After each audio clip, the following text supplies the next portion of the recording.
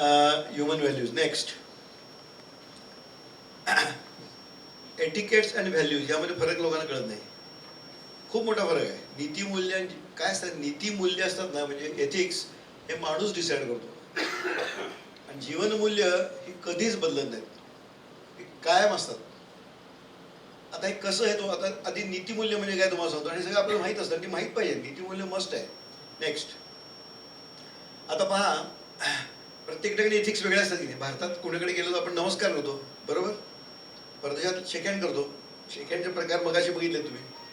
काही जण हक करतात, जादू की जप्पी, दॅट इज ऑल्सो इम्पॉर्टंट. प्रत्येक ठिकाणी पद्धत वेगळी ना. काही ठिकाणी काय करतात, हां, आणि बघा नीतिमूल्य असतात ना, ही बदलतात वेळेप्रमाणे, काळाप्रमाणे बदलतात, फॅमिलीप्रमाणे बदलतात, रिलिजनप्रमाणे बदलतात. म्हणजे कसं, आता कोरोनाच्या काळात शेकहँड व्हायचं बंद झालं, मग कोपराला कोपर लावायला लागले, नीतिमूल्य बदललं. इवन काही जण भारतीय पद्धती नमस्कार करायला लागले, बघितलं असेल तुम्ही. त्याही नीतिमूल्य ही चेंजेबल असतात, कारण ती माणसाने बनवलेली आहेत. माणसाचे नियम बदलतात, नाही का. व्हीआयपीला कुठल्याही रस्त्यावर जाऊ शकतो असं निसर्गात नसतं. निसर्ग नियमावर आधारित जे असतं ते खरं असतं. म्हणजे जीवनमूल्य ही आता उदाहरण आणखी गंमत सांगतो, माझी अनुभव सांगतो स्वतःचा. मी म्हणलं माझे स्वतः अनुभव सांगतो. मी न्यूझीलंडला गेलो होतो लॉंग बॅक, मे बी 2000. तर तिथं मी लंडन टू लंडन टूर केली होती, कॉस्मॉस टूर. तिथं कसे होते, इंडियन आम्ही दोघंच होतो फक्त, आणि बाकी सगळे ऑस्ट्रेलियन, अमेरिकन, न्यूझीलंडच होते. आमची इटालियन गाईड होती. आणि न्यूझीलंडला तिकडे गेलो तर आम्ही त्या टुरिस्ट कार मग खाली उतरत होतो. तर तिथं माऊरी नावाचं एक ॲबोरिजिन्स आहे, आदिवासी माऊरी, त्याचं नाव काय माऊरी. तर मी खाली उतरत होतो तर एक 6 फूट बाई, आता मी एवढासा 5 फूट 3 इंच 4 इंच, आणि ती 6 फूट बाई समोर आमच्या स्वागताला उभी होती. तर मी उतरायला तशी बाई अशी वागायला लागली. जपानमध्ये तुम्हाला, जपानमध्ये कसं करतात, वागतात, पहिले कमरेत वागतात, अगदी अगदी वाकून. मला वाटतं तसं असेल. हा, पण किती वागले ते माझ्या डोक्यावर येणार ना, ते किती वागले, 6 फूट. तर आता तेवढ्यात इटालियन गाईड आली. Doctor, I just forgot to tell you the here ethics is very different. म्हटलं काय, ते टच नोज टू नोज. इथे आहे बघा, ते दिसतंय का, हे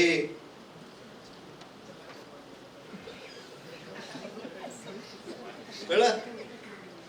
तिच्या नाकात दम आला, माझ्या नाकाला नाक लावता लावता. पण ती 6 फूट, आणि मी असं असं केलं, पण नाक लावायला सोडलं नाही. आता तुम्हाला जरी इच्छा झाली की असं आपल्याकडे असं, तर काय शक्य नाही. पण हे आपल्याकडे काय असं नाही एथिक्स. त्या त्या देशातलं तुम्हाला कळलं पाहिजे नीतिमूल्य काय, कळलं की नाही.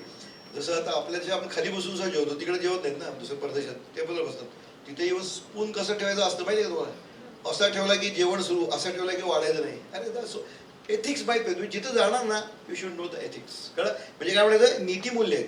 आपण चपला बाहेर ठेवतो, परदेश काय नाही, बिंदास बुड घालून जातात, कारण तिकडं माती नसते. जो एक तर फरशा असतात, स्टोन असतात, धूळ नसते त्याला, आणि तिकडं वारंवार पाऊस पडतो.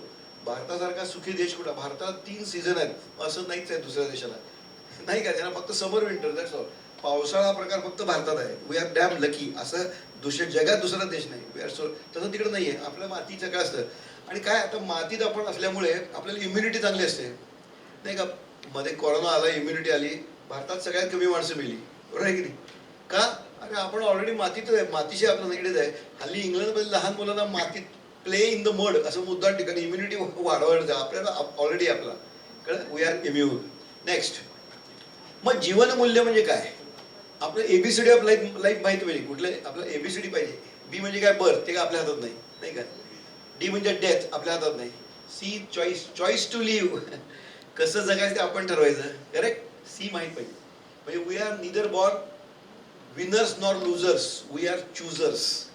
कळलं, म्हणजे आपण आपलं आयुष्य कसं आपण ठरवायचं. म्हणून आम्ही काय म्हणतो, तूच आहेस तुझ्या जीवनात शिल्पकार. We are choosers. मग कसं जगायचं आपण ठरवायचं ना. नेक्स्ट, हा, ही 4 वाक्य अगदी लक्षात ठेवा, पक्की लिहून घेतली तर चालेल. Very important. Carry heart that never hates. मत्सर करायचा नाही कधीच. Don't hate anybody. त्याच्यामुळे काही फायदा होत नाही. आपण दुसऱ्याला मत्सर करून आपण मोठे कधीच होत नाही, हे लक्षात ठेवायचं. अँड नेव्हर, ॲब्सोल्युटली कधी मत्सर, नेव्हर हेट एनीबडी. दुसरं काय, carry a smile that never fades. Smile खूप महत्त्वाचं असतं, माहिती का. आता उदाहरणार्थ मी जर रागीट चेहरा करून तुमच्या पहिलं, तुम्हाला बोर होणार ना. पण I know, I always smile. का, स्माईलला मी डॉक्टरांना सांगतो, फार कमी कॅलरीज खर्च होतात. असं करायला जास्त कॅलरीज खर्च होतात. कशाला खर्च करायच्या, स्माईल. आणि स्माईल कसं असतं, इन्फेक्शस असतं. इन्फेक्शस म्हणजे कोरोनापेक्षा जास्त इन्फेक्शस असतं, खरं की नाही. आपण हसल्यावर पुढचा माणूस हसतो ना, असं केलं तर काय रडत बिडत नाही किंवा माणूस उलट राग येईल दुसऱ्याला, पण नाही. स्माईलचा फुल फॉर्म तुम्हाला सांगतो, you may not be knowing. स्माईलचा फुल फॉर्म SMILE. काय माहिती आहे full form? Satisfied mind in lip expression is smile. मस्त आहे की नाही? तुम्ही स्माईल केव्हा तुम्ही सॅटिस्फाईड असाल तरच तुमच्या चेहऱ्यावर स्माईल असतं. अदरवाईज चेहऱ्याचे एरंडेल पिल्यासारखे असतात नाही का? That is very bad. तसं नसलं पाहिजे. Carry a touch that never hurts. Touch मध्ये खूप गंमत असते बरं का, लक्षात ठेवा. आपली शब्द संपत्ती जास्ती असते असं नाही, शब्दात मला सगळ्या गोष्टी व्यक्त करता येत नाही, पण touch, yes, it explains everything. रागाचा स्पर्श, वासनेचा स्पर्श, ऐश्वर्याचा स्पर्श, स्पर्श सगळं बोलून जातो, कळलं की नाही? तेव्हा स्पर्श कसा पाहिजे, दुसऱ्याला अजिबात हर्ट होता का मध्ये, असा आपला स्पर्श पाहिजे. बेसिक थिंग्स आहेत या. Carry relationship that never fails. माणूस हा सोशल ॲनिमल आहे की नाही? आपल्याला सगळ्यात वाईट शिक्षा काय माहिती का? Solitary imprisonment. त्याला अंडा सेल म्हणतात. आता आम्ही जेलमध्ये जातो समुपदेशन करायला, सेल तिथं त्या माणसाला खरोखर जेव्हा ताट सरकवायचे की नाही, त्यामुळे कित्येक लोक डिप्रेशनमध्ये गेले, कारण माणूस सोशल आहे हो, माणसाला दुसऱ्या लागतात, कळलं की नाही? म्हणून रिलेशनशिप अतिशय उत्तम पाहिजे, कधीच फेल झाले पाहिजे. Very important. It has been found. जे लॉंग लाईफ करतात 100 वर्षावरचे आहेत, त्या सगळ्यांची रिलेशनशिप चांगली होती सगळ्याची. तेच अगदी स्टॅटिस्टिक्स आहे, कळलं? नेक्स्ट, येस, जीवनमूल्य कशी असतात? Laws of nature. Eternal. Eternal म्हणजे काय? शाश्वत. 1000 वर्षापूर्वी तीच, 1000 वर्षानंतर तीच, आणि आताही तीच. शाश्वत, इटर्नल. दुसरी कशी असतात? वैश्विक. वैश्विक म्हणजे काय? युनिव्हर्सल. म्हणजे अमेरिकेतही तीच, भारतात तीच, पाकिस्तानमध्ये तीच, रशियात तीच. युनिव्हर्सल म्हणजे काय? वैश्विक पाहिजे जीवनमूल्य, सगळीकडे तीच असतात काय झालं. आणि तिसरी सेक्युलर. खऱ्या अर्थ सेक्युलर म्हणजे काय? सर्व संप्रदायात सेम. तुमचा संप्रदायात लॉ, तुमचं फेथ कुठलाही असो, जीवनमूल्य ही सेमच असतात, ती कधीच बदलत नाहीत, कधीच बदलत नाहीत. बघा, असं म्हटलं लोकांना वाटतं अशी कुठली जीवनमूल्य आहेत. You know it. आणि ते मी तुम्हाला सिद्ध करून दाखवणार. आणि लक्षात ठेवा, वी पीपल, आम्ही सगळं सिद्ध करून दाखवतो. Proof for everything. नेक्स्ट, आता ही जीवनमूल्य पाळायची असतील तर या qualities are needed for that. These qualities काय, कुठल्या कुठल्या आहेत? ट्रूथ, सत्य. दुसरं काय? ऑनेस्टी, प्रामाणिकपणा. लॉयॅलिटी म्हणजे काय? तुम्ही तुमच्यावर डिपेंडेबल पाहिजे, तुम्हाला सांगितलेलं काम नक्की झालेलं पाहिजे, खात्री. लॉयॅलिटी पाहिजे एखादी, नाही का? लव, प्रेम, आणि पीस. आणि हे सगळं असेल तर पीस आपोआप असतं. ओके, आता मी एक एक शब्द सांगतो, त्याचं महत्त्व सांगतो. पहिलं काय? ट्रूथ. नेक्स्ट, सत्य. हे सगळ्यात बोलणं सगळ्यात सोपं असतं. लेस टेन्शन, म्हणजे आपल्या डोक्याला त्रास घ्यायला लागत नाही. खोटं बोललं की लक्षात ठेवायला लागतं, नाही काय? तुम्ही समजा एखाद्या मित्राला काही थाप मारली असेल आणि काही तुमचं काम करून घेतलं असेल, त्या मित्राच्या वडिलांची बदली झाली म्हणून दुसरीकडे गेला, 5 वर्ष आलाच नाही, या फॉरगॉटन. तो पुन्हा आल्यावर त्याला आपण काय खोटं बोललंय लक्षात व्हावं लागतं ना. सत्य असेल तर ते सातत्याने तेच असतं, लक्षात ठेवायला लागतच नाही, कळलं? म्हणून सत्य हे भयंकर सिंपल आणि उत्तम गोष्ट. सत्य बोलायचं, काय प्रश्न आहे? हां, पण हे काय काही वेळा मॉडिफाय करायला लागतं. एस्पेशली आमच्या मेडिकल प्रोफेशनमध्ये कसं असतं, परदेशात समजा कोणतरी गेला पेशंट आणि त्याचा रिपोर्ट आला आणि त्याला समजा कॅन्सर आहे असं कळलं, सांगून टाकतात सरळ, you have a cancer, you have got malignancy. मग तो विचारतो, मग मी मरण्याची शक्यता? Well, that's possible. असं आपल्याकडे सांगत नाही, सत्य असून सुद्धा. काय करतो आम्ही? आमच्याकडे आला रिपोर्ट बघितला तर आम्ही चेहऱ्याचा भाव सुद्धा बदलत नाही. आम्ही बघतो, हो अजून आपल्याला काही रिपोर्ट करायला लागतील, आणि ते झाल्यानंतर आपल्याला कळेल काय ते. म्हणजे त्यावेळी सत्य सांगत नाही का? आपण त्याच्या मनाचा विचार करतो, कळलं की नाही? परदेशात मनाचा विचार काय करतो? फॅक्ट इज फॅक्ट, कारण त्याला सांगावं लागतं. मग तो गेला पेशंट बाहेर की मी त्या नातेवाईकाला मात्र सत्य सांगतो, लक्षात घ्या. कायम सत्य सांगतो नातेवाईकाला, कळलं की नाही? मग का? कारण त्या मनाची तयारी करायला. मग त्या नातेवाईकांना काय सांगतो की बुवा त्याला सांग, अशी उदाहरणं दे, याला कॅन्सर झाला पण तो बरा झाला, केमोथेरपी दिली, हे केली, ते केली. मनाची मत त्याला सांगितलं, तुला झालं पण तू पण बरा होशील, कळलं? सत्य तिथं वाट, पण चांगल्या कारणासाठी, पण शेवटी सत्य सांगायचंच. दुसरं हे वाक्य तर खूप मजा आली, ऑनेस्टी सेल्फिशनेस. तुम्हाला गंमत सांगतो, मी अमेरिकेला गेलो, 2 न्यू जर्सीमध्ये आमचा स्पिरिच्युअल विजडमचा कोर्स होता, खरी घडलेली गोष्ट आहे. तर तिथं सगळे यंग होते, असे अमेरिकन वगैरे होते, 18 वर्षीय मुलगी समोर होती आणि बाकी सगळे होते. तर मी असं स्टेटमेंट केलं, तिथं काय असं ऐकून घेत नाहीत. Sorry doctor, I don't believe in that.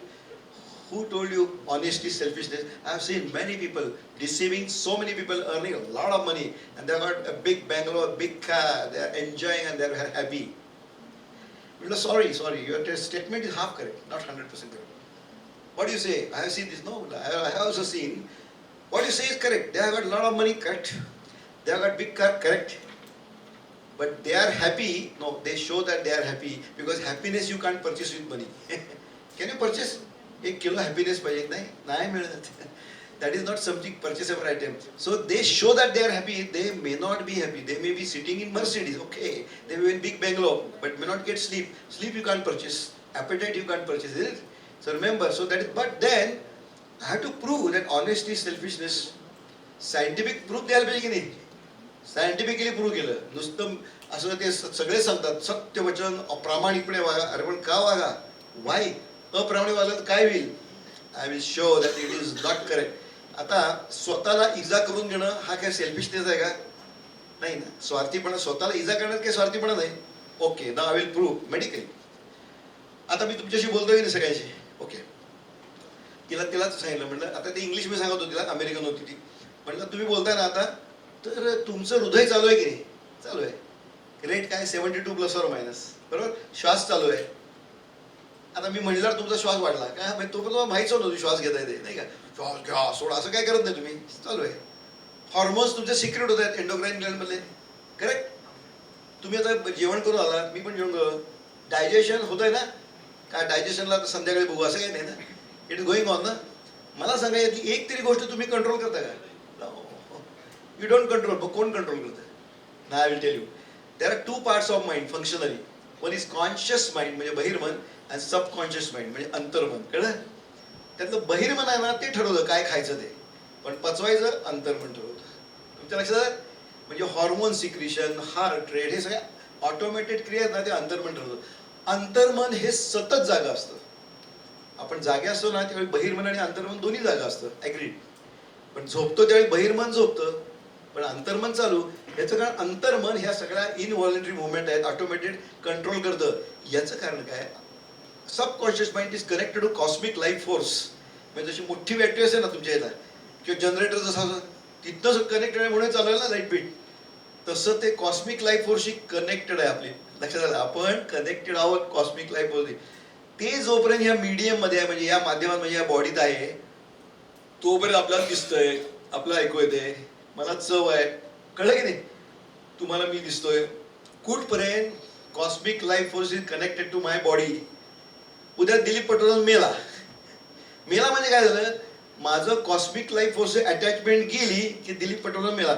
मग मी दिलीप पटवर्धन नाही, मी डॉक्टर नाही, मी डोळ्याचा डॉक्टर नाही, काहीच नाही. माझ्या शरीरावर कुठे लिहिलंय का दिलीप पटवर्धन? तुमच्या लिहिलंय नाही, सोसायटीने दिलेलं नाव आहेत सगळी ती. कळलं? ते कुठपर्यंत आहे? जोपर्यंत कॉस्मिक लाईफ फोर्स आपल्या बॉडीत आहे तोपर्यंत. चैतन्य शक्ती मराठीमध्ये तोपर्यंतच ना. मग चैतन्य शक्ती सगळीकडे जगात आहे, कनेक्टेड टू यू. मी सगळ्यांशी सेमच आहे. डॉक्टर पटवर्धनना स्पेशल चैतन्य शक्ती दिलेलं नाही. There is no partiality. You have got the same which I have got. तुमच्या लक्षात आहे? आता जाता आता कसं तुम्हाला अध्यात्म टाकतो बघा तुमच्या डोक्यात. अध्यात्म म्हणजे काय काय सांगतो तुम्हाला. आता गंमत समजतो हे बघा. आता म्हणजे मी तुमच्याशी जे बोलतोय ती माझी बॉडी बोलते तुमच्या बॉडीशी? नो. माझ्या जी चैतन्य शक्ती एंट्रॅप्ड आहे ती तुमच्यातली चैतन्य शक्ती एंट्रॅप्ड आहे त्याच्याशी संवाद साधतीये. मध्ये फक्त मीडियम आहे which is affected by all different conditioning, ज्या संस्काराने घडलेलं आहे. कळलं? ते मीडियम आहे. म्हणजे तुम्हाला उदाहरण देतो. म्हणजे कळेल. बादली असेल, बादली पाण्याने भरलेली बादली, ती विहिरीत बुडवा. ओके, विहिरीतही पाणीच आहे बाजूला आणि त्या बादलीतही पाणीच आहे, पण बादलीला सीमा आहे. कळलं? आणि विहीर म्हणजे काय? समुद्र जरा अशी म्हणजे सीमा नाही. असं आहे ती चैतन्य शक्ती कॉस्मिक आणि तुमच्यात अडकली. कळलं? म्हणजे तुमच्यात माझ्या चैतन्य शक्ती एकच आहे. There is no difference at all. 100% not. म्हणजे वी आर ऑल वन. हे डोक्यात शिरायला पाहिजे तुमच्या. हे लोकांच्या शिरत नाही. तुम्ही जेव्हा एखाद्याला मी त्रास देतो म्हणतो तेव्हा तुम्ही स्वतःलाच त्रास देता. So simple. हे सगळं आपल्या लोकांनी सांगितलंय मागे. रमण महर्षी नाव, ते नाव ऐकलं असेल तुम्ही पण. सांगतो रमण महर्षी ग्रेट होते, सेल्फ साक्षात्कारी होते. त्यांना त्यांच्या डिसॅपलनी म्हणजे त्यांच्या भक्तांनी विचारलं, अहो नाही दुसऱ्यांशी कसं वागायचं मला कळतच नाही, हो काय करावं. रमण महर्षींनी काय सांगितलं माहिती का? इथं दुसरं आहे कोण? दुसरा नाहीच. अद्वैत म्हणतात त्याला. संस्कृतमध्ये अद्वैत म्हणजे नॉन ड्युॲलिटी. कळलं? द्वैत नाहीच. हे ज्यावेळी कळेल तुम्हाला त्यावेळी तुम्ही लोकांशी चांगले वागाल की नाही. तुम्ही दुसऱ्याला त्रास कर, दुसरा नाहीच आहे. You are troubling yourself. आणि हे कळतं उशिरा. हे निसर्ग नियमाने कळतं पुढे. when you try to trouble somebody you are troubling yourself. आता मी तुम्हाला ती म्हणले हे सगळं कळलं, याचं काय संबंध ऑनेस्टीशी? ती काय म्हणली, okay I agree to this everything, okay now I will tell you. समज म्हटलं तू कोणाला तरी डिसिव्ह केलं, यू आर डिसिव्ड समबडी, आणि तुला अटक होण्याची शक्यता आहे, पोलीस पकडण्याची शक्यता आहे, ॲटमॉस्फिअर लक्षात, तुम्हाला अटक होण्याची शक्यता आहे, आणि तुम्ही इथं बसलाय एक फरलांगावर, एक वॉचमन उभा आहे, वॉचमन खाकी कपडे घालून. तुम्हाला काय वाटणार, मनात काय येणार तुमच्या? पोलीस, बरोबर. चोराच्या मनात चांदणे ना, ज्याला अटक होण्याची शक्यता आहे, लांब जरी दिसला खाटीत त्याला वाटणार पोलीस आला, बरोबर. आता तो तर एक फरलांगर लांब आहे आणि तो तर पोलीस पण नाही, पण तुम्हाला वाटलं पोलीस आहे, काय होईल? हात कापायला लागतील तुमचे, घाम फुटेल, कळलं? कारण you can deceive everybody else but you can deceive your subconscious mind. तुम्ही स्वतःच्या अंतर्मनाला फसवूच शकत नाही कधी. अमेरिकेतली मुलगी सुद्धा ॲग्री झाली आहे, तुम्ही फसवू शकता नाही. तुम्ही एखाद्याला काहीतरी खोटं सांगा, तात्कालिक आतून तुम्हाला गिल्ट येतो, गिल्ट असतो ना, गिल्ट. हो, दरोडेखोर असो, कोणी असो, ह्युमन बिईंग आहे शेवटी. मी तुम्हाला सांगितलं आमच्यात एक वाक्य, शरीर साक्षात परमेश्वर आणि सैतान सुद्धा. परमेश्वर असतोच तुमच्यात आणि सैतानही असतो. मग त्याला गिल्ट तयार होतो. तुम्हाला गिल्ट होतं की नाही, काहीतरी आपण केलंच. आता कोर्टात सगळं खऱ्याचं खोटं, खोट्याचं खरं करतात की, आपण गिल्ट असतो. गिल्ट तो कसा तुम्ही थांबवणार? तो तुमच्या हातात नाही आहे. That is on subconscious mind. तुमच्या लक्षात? मग सबकॉन्शियस माइंड सगळं ऑटोमॅटिक क्रिया करतं, त्याला तुम्ही फसवू शकत नाही ना, अंतर्मनाला. मग ते ज्या गोष्टी कंट्रोल करतात ते बिघडतात. मग काय होतं? ॲड्रिनालिन हॉर्मोन सिक्रेट व्हायला लागतं, धाड धाड धाड धाड. ॲड्रिनालिन म्हणजे काय हॉर्मोन आहे सांगतो, त्यांनी ब्लड वेसल्स कॉन्स्ट्रिक्ट होतात, धाडकन कॉन्स्ट्रिक्ट होतात. त्या कॉन्स्ट्रिक्ट झाल्या की बीपी शूट होतं, खाड करणं, कळलं? म्हणजे ज्यांना पोलीस असं वाटतं त्याचं बीपी शूट होतं, त्याची ब्लड शुगर शूट होते, त्याला पॅरालिसिस येऊ शकतो, हार्ट अटॅक येऊ शकतो. काल्पनिक गोष्टी नाही, त्या खऱ्या गोष्टी आहेत, रिॲलिटी. हार्ट अटॅक येतो. काही वेळा त्यांना हार्ट अटॅक म्हणजे काय माहिती का? इंग्लिश मध्ये सांगतो, माझ्याकडे इन्फार्क्शन नाव ऐकलं. माझ्याकडे इन्फार्क्शन म्हणजे काय तेही सांगतो. कॉरोनरी व्हेसल्स आहेत ना, ब्लड सप्लाय करणाऱ्या, सडन कॉन्स्ट्रिक्ट झाल्या की काही ठराविक भाग असतो तो डेड होतो. डेड इन्फार्क्शन म्हणजे डेड. इन्फार्क्शनचा अर्थ डेड म्हणजे हार्ट मधला काही भाग डेड होतो त्या माणसाचा. मग स्वतःला इजा करून घेतली की नाही? का घेतली? Because of dishonesty. अप्रामाणिकपणे वागल्यामुळे स्वतःला इजा झाली ना. मग स्वतःला इजा करणं काय सेल्फिशनेस आहे? नाही. पटलं? हो. मग तुम्ही कसं काय? मी सांगतो तुम्हाला. कित्येक वेळा घरामध्ये समजा वृद्ध असेल गृहस्थ आणि डॉक्टरने ईसीजी काढला, ईसीजी बघून सांगतात, अहो तुम्हाला केव्हा तरी हार्ट अटॅक येऊन गेलाय बरं का, सांगतात ना. आम्ही कसे सांगतो? अरे ग्राफ बदलतो ना, जिथं डेड टिश्यू आहे तिथं वेगवेगळी येते, एसटी सेगमेंट वाढतो, एसटी सेगमेंट म्हणतात, कळलं? इट इज अ म्हणजे तुम्ही स्वतःला डॅमेज करून का घेतलं? Because you acted dishonestly. अप्रामाणिकपणे काम केल्यामुळे झालं की नाही बोम. म्हणजे प्रामाणिकपणे काम काय शांत आहे की नाही? काय मस्त प्रामाणिक व्हायचं, काय भीतीच नाही पडायची. दुसरं साधारण एक आजकालचं उदाहरण सांगतो. ईडी नोटीस, ईडी नोटीस जोरात असेल. ईडी नोटीस जो अतिशय नीतिमूल्याने वागतो त्याला काहीतरी कारणाने समजा मुद्दाम कुठेतरी ईडी नोटीस पडेल, घाबरेल काय तो? नाही. त्याच्या चेहऱ्यावरचा स्माईलचं कुठे जाणार नाही. In that bothered, come on, केव्हा येऊ कोर्टात, I will prove I am free, बरोबर. पण ज्याची भानगड असते त्याचं काय होतं? कोर्टाची पुढची तारीख घेतात किंवा अंबानी हॉस्पिटलमध्ये ऍडमिट व्हावं लागतं अँजिओप्लास्टी करून घेण्यासाठी. पॅरालिसिस होतो, ब्रेन हेमरेज होतं, स्ट्रोक, लक्षात, हार्ट अटॅक येतो. या खऱ्या घडणाऱ्या गोष्टी आहेत, कारण दॅट यू कान कंट्रोल.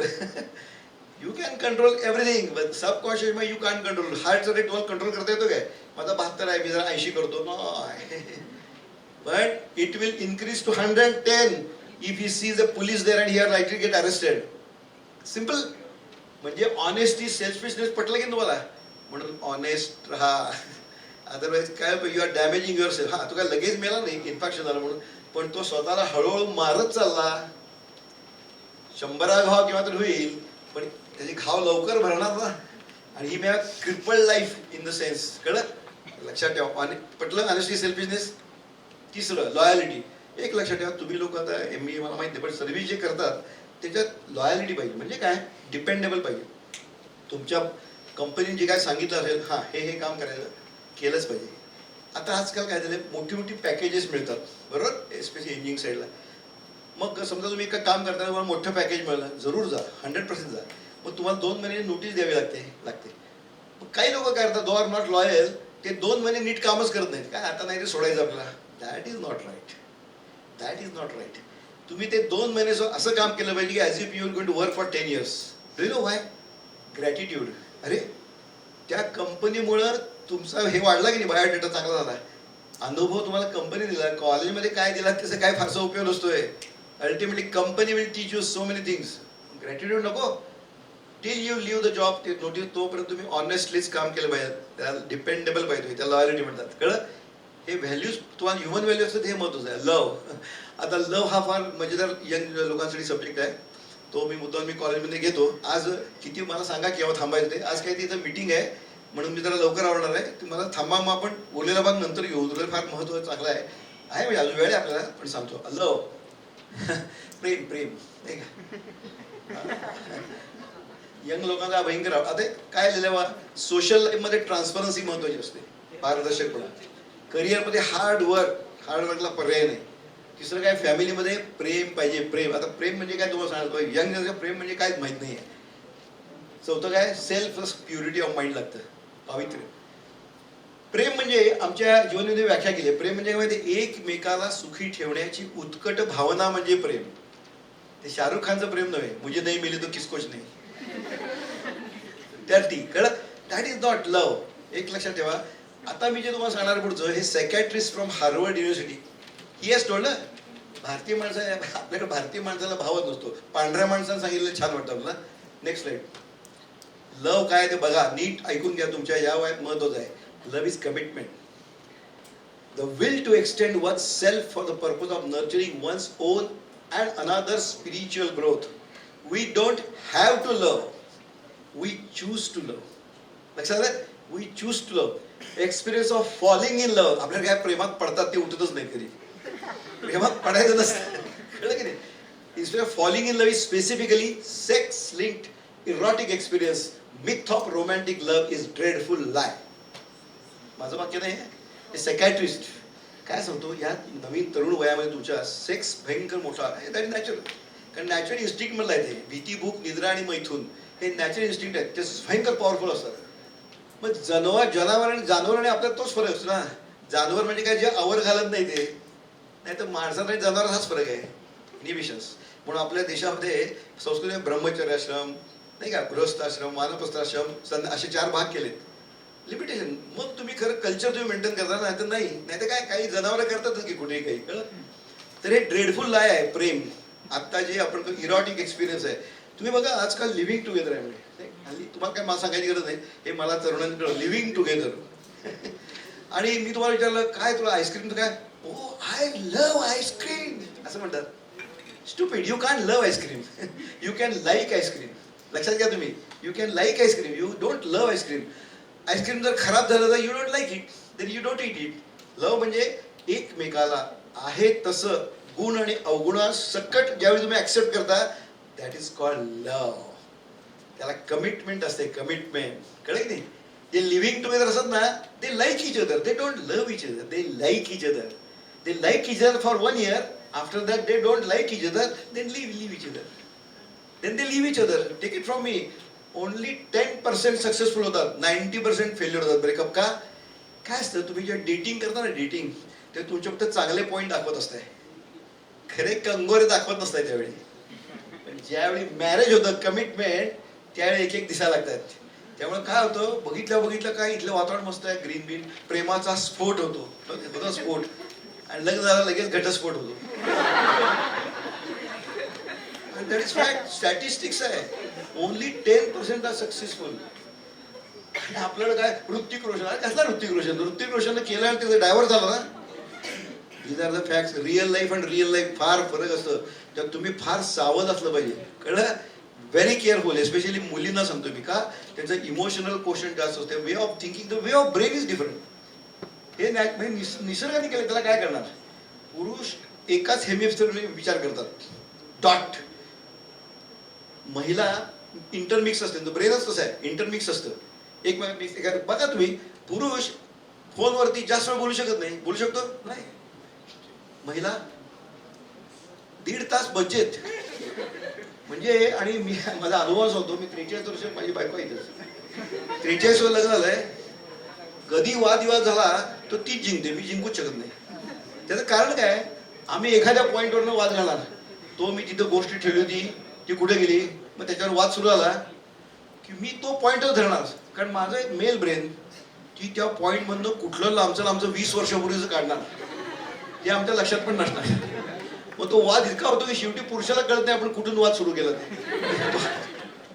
हे इज नॅचरल. म्हणजे काय मी काय म्हणतो, म्हणून मुलींनो सावध राहा, सावध असणं मदत. कारण तुम्ही निश्चित, कारण पुरुष काय असतात सगळं लॉजिकल विचार करतात.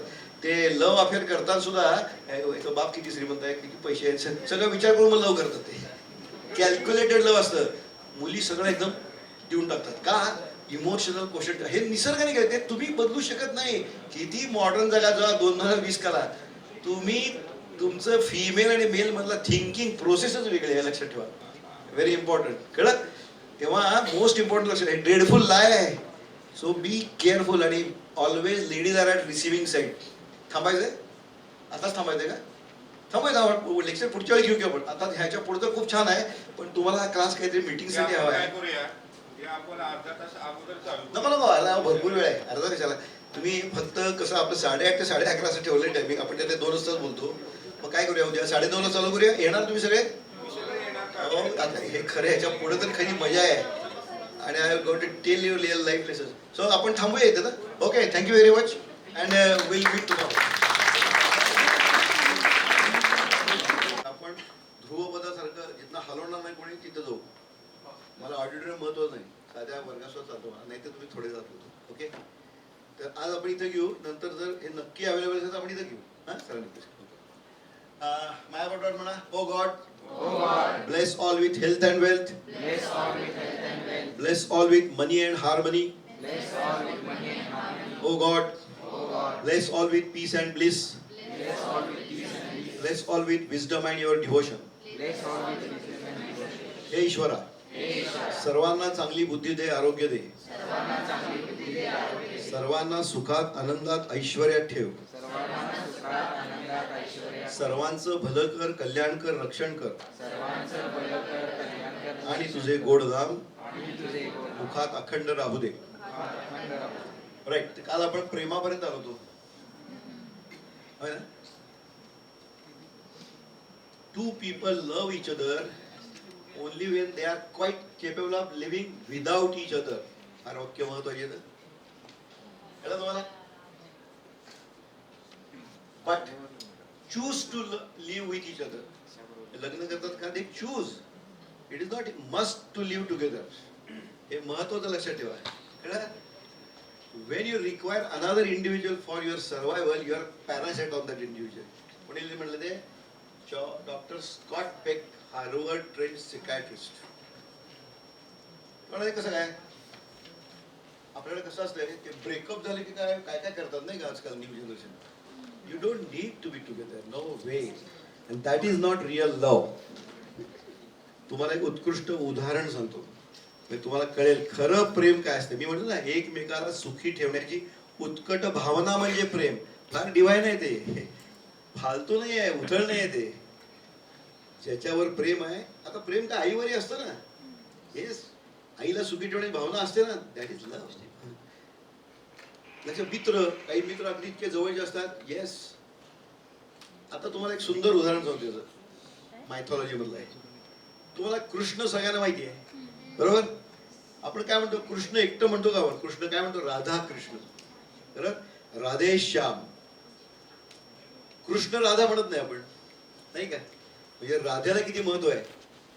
राधा काय त्याच्या जवळ राहिली का कधी? नाही. राधा त्याच्यापेक्षा मोठी होती वयाने. राधा राहिली गोकुळात, बरोबर? आणि कृष्ण कुठं होता? द्वारकेत, बरोबर?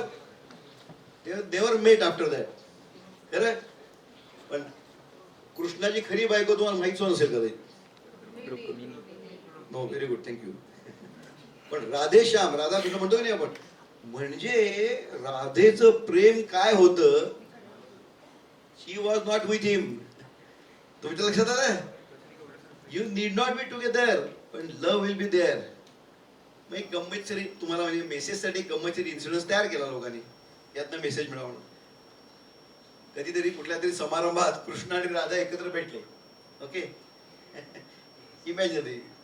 कन्सेप्ट काय की त्या भेटल्यावरती कृष्णाला गिल्ट, कृष्ण द्वारकेत होता, राधा इकडे होती, कृष्णाला गिल्ट, तो राधेजवळ गेला आणि म्हणाला, अगं राधा, तू जरी माझ्यापासून इतकी दूर होतीस तरी सतत मला तुझी आठवण येत होती बरं, कळलं?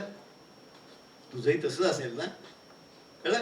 कृष्णाचा इगो असतो ना, तुलाही माझी आठवण येत असेल ना, नाही का कृष्णाचा, असं तिने विचारलं राधेला. राधा काय म्हणाली, नाही नाही तसं काय माझं झालं नाही. कृष्ण असा गेलेला एकदम फुस झाला. इगो असतो ना, अरे माझी आठवण नव्हती. मग तिनं जे राधेनं उत्तर दिलंय ते खूप महत्वाचं आहे. राधेनं काय उत्तर दिलं, अरे कृष्णा, तू माझ्यापासून दूर नव्हतासच, तू माझ्या हृदयात होतास. That is this is called love. कळलं? हे शाहरुख खानचं प्रश्न प्रेम नाही, मुझे नहीं मिली तो किसको नहीं मिली. जनावर आहे, जनावर आहे ती, जनावर कळलं ना, प्रेम कळलं. हे युरोपियन अमेरिकन माणसाने म्हटलंय, बरोबर ना, you don't have to be together. कळलं, पटलं? नेक्स्ट. हा, आता मी तुम्हाला जीवन मूल्य काय सांगणार आहे की जी लॉज ऑफ नेचर फॉलो करतात. शाश्वत, इटर्नल म्हणजे युनिव्हर्सल म्हणजे वैश्विक, आणि सेक्युलर संप्रदाय कुठलाही असो ती सारखी असते. कुठली आहे ती? इंग्लिश मध्ये लिहिली मी, पण ती आहे समता, सभ्यता, सामंजस्य, सहिष्णुता, लवचिकता, नम्रता आणि कृतज्ञता. जीवन मूल्याची गंमत अशी, आता एक जरी तुमच्याकडे असेल तर सगळे आपाप असतात. पहा तुम्ही, तुमच्यात लवचिकता असेल तर सगळं असतं, सामंजस्य असेल तर सगळं असतं, समता भाव असेल तर सगळं असतं, बरोबर? आता ह्यातला समता भावाविषयी मी सांगणार आहे तुम्हाला. मी म्हणलं ना, जीवन विद्या मिशनचा आयडिया काय आहे की आपला भारत देश प्रगतीपथावर जावा, बोथ मटेरियल अँड स्पिरिच्युअली. पैसाही पाहिजेच, आमच्या प्रार्थनेत मनी अँड हार्मनी, पैसा पाहिजेच, पण स्पिरिच्युअलिटी पाहिजे, नीतिमत्ता पाहिजे. आणि आता मी तुम्हाला एक अगदी बेसिक सांगतो. आपला देश एवढा मोठा आहे, पोर्तुगीज, ब्रिटिश, फ्रेंच पिल्लू देश आहेत. If you have gone to Europe, 8 दिवसात सगळे फिरून होतात. I had been there. पिल्लू, ते कॉन्करर्स, त्यांनी आपलं राज्य केलं. We were fools, we allowed them to, नाही का? मला सांगा, ब्रिटिश आले तेव्हा 2000 होते समजा, 2000. आपल्या लोकांनी दगड मारले असते, ठेचून मेले असते की ते. But they saw to it that you fight with each other, बरोबर? They divided you. You are already divided already. लाज वाटली पाहिजे त्या लोकांना, नाही का? आता तुम्ही शाणे व्हा. They are ready to conquer you still also, now also. They are watching how you are divided. आणि आपण ऑलरेडी डिवाइडेड आहोत. म्हणून समता भाव आला तर ही डिव्हिजन होणार नाही. फार महत्वाचं मी सांगतो तुम्हाला. आपलं नेशन टॉपला जायचं असेल तर आपण एक झालो पाहिजे ना. साध्या बिरबलाच्या गोष्टी ऐकल्यात की एक काडी सहज मोडता येते, एकत्र आता नाही मोडता येत मोडी. केव्हा येईल? तुम्ही समता भाव एकाकडे दाखवलात तर. तुम्ही माणसाला माणूस म्हणून ओळखायला शिका ना. आज मी 43 वर्ष प्रॅक्टिस करतोय, पेशंट सहज बोलून जातात. त्यांची चूक नाही, हे समाजात आहे. हा बघा, हा जैनाचा आहे, हा महाराज आहे, हा बामणाचा आहे, हा मराठ्याचा आहे, बोलता ना?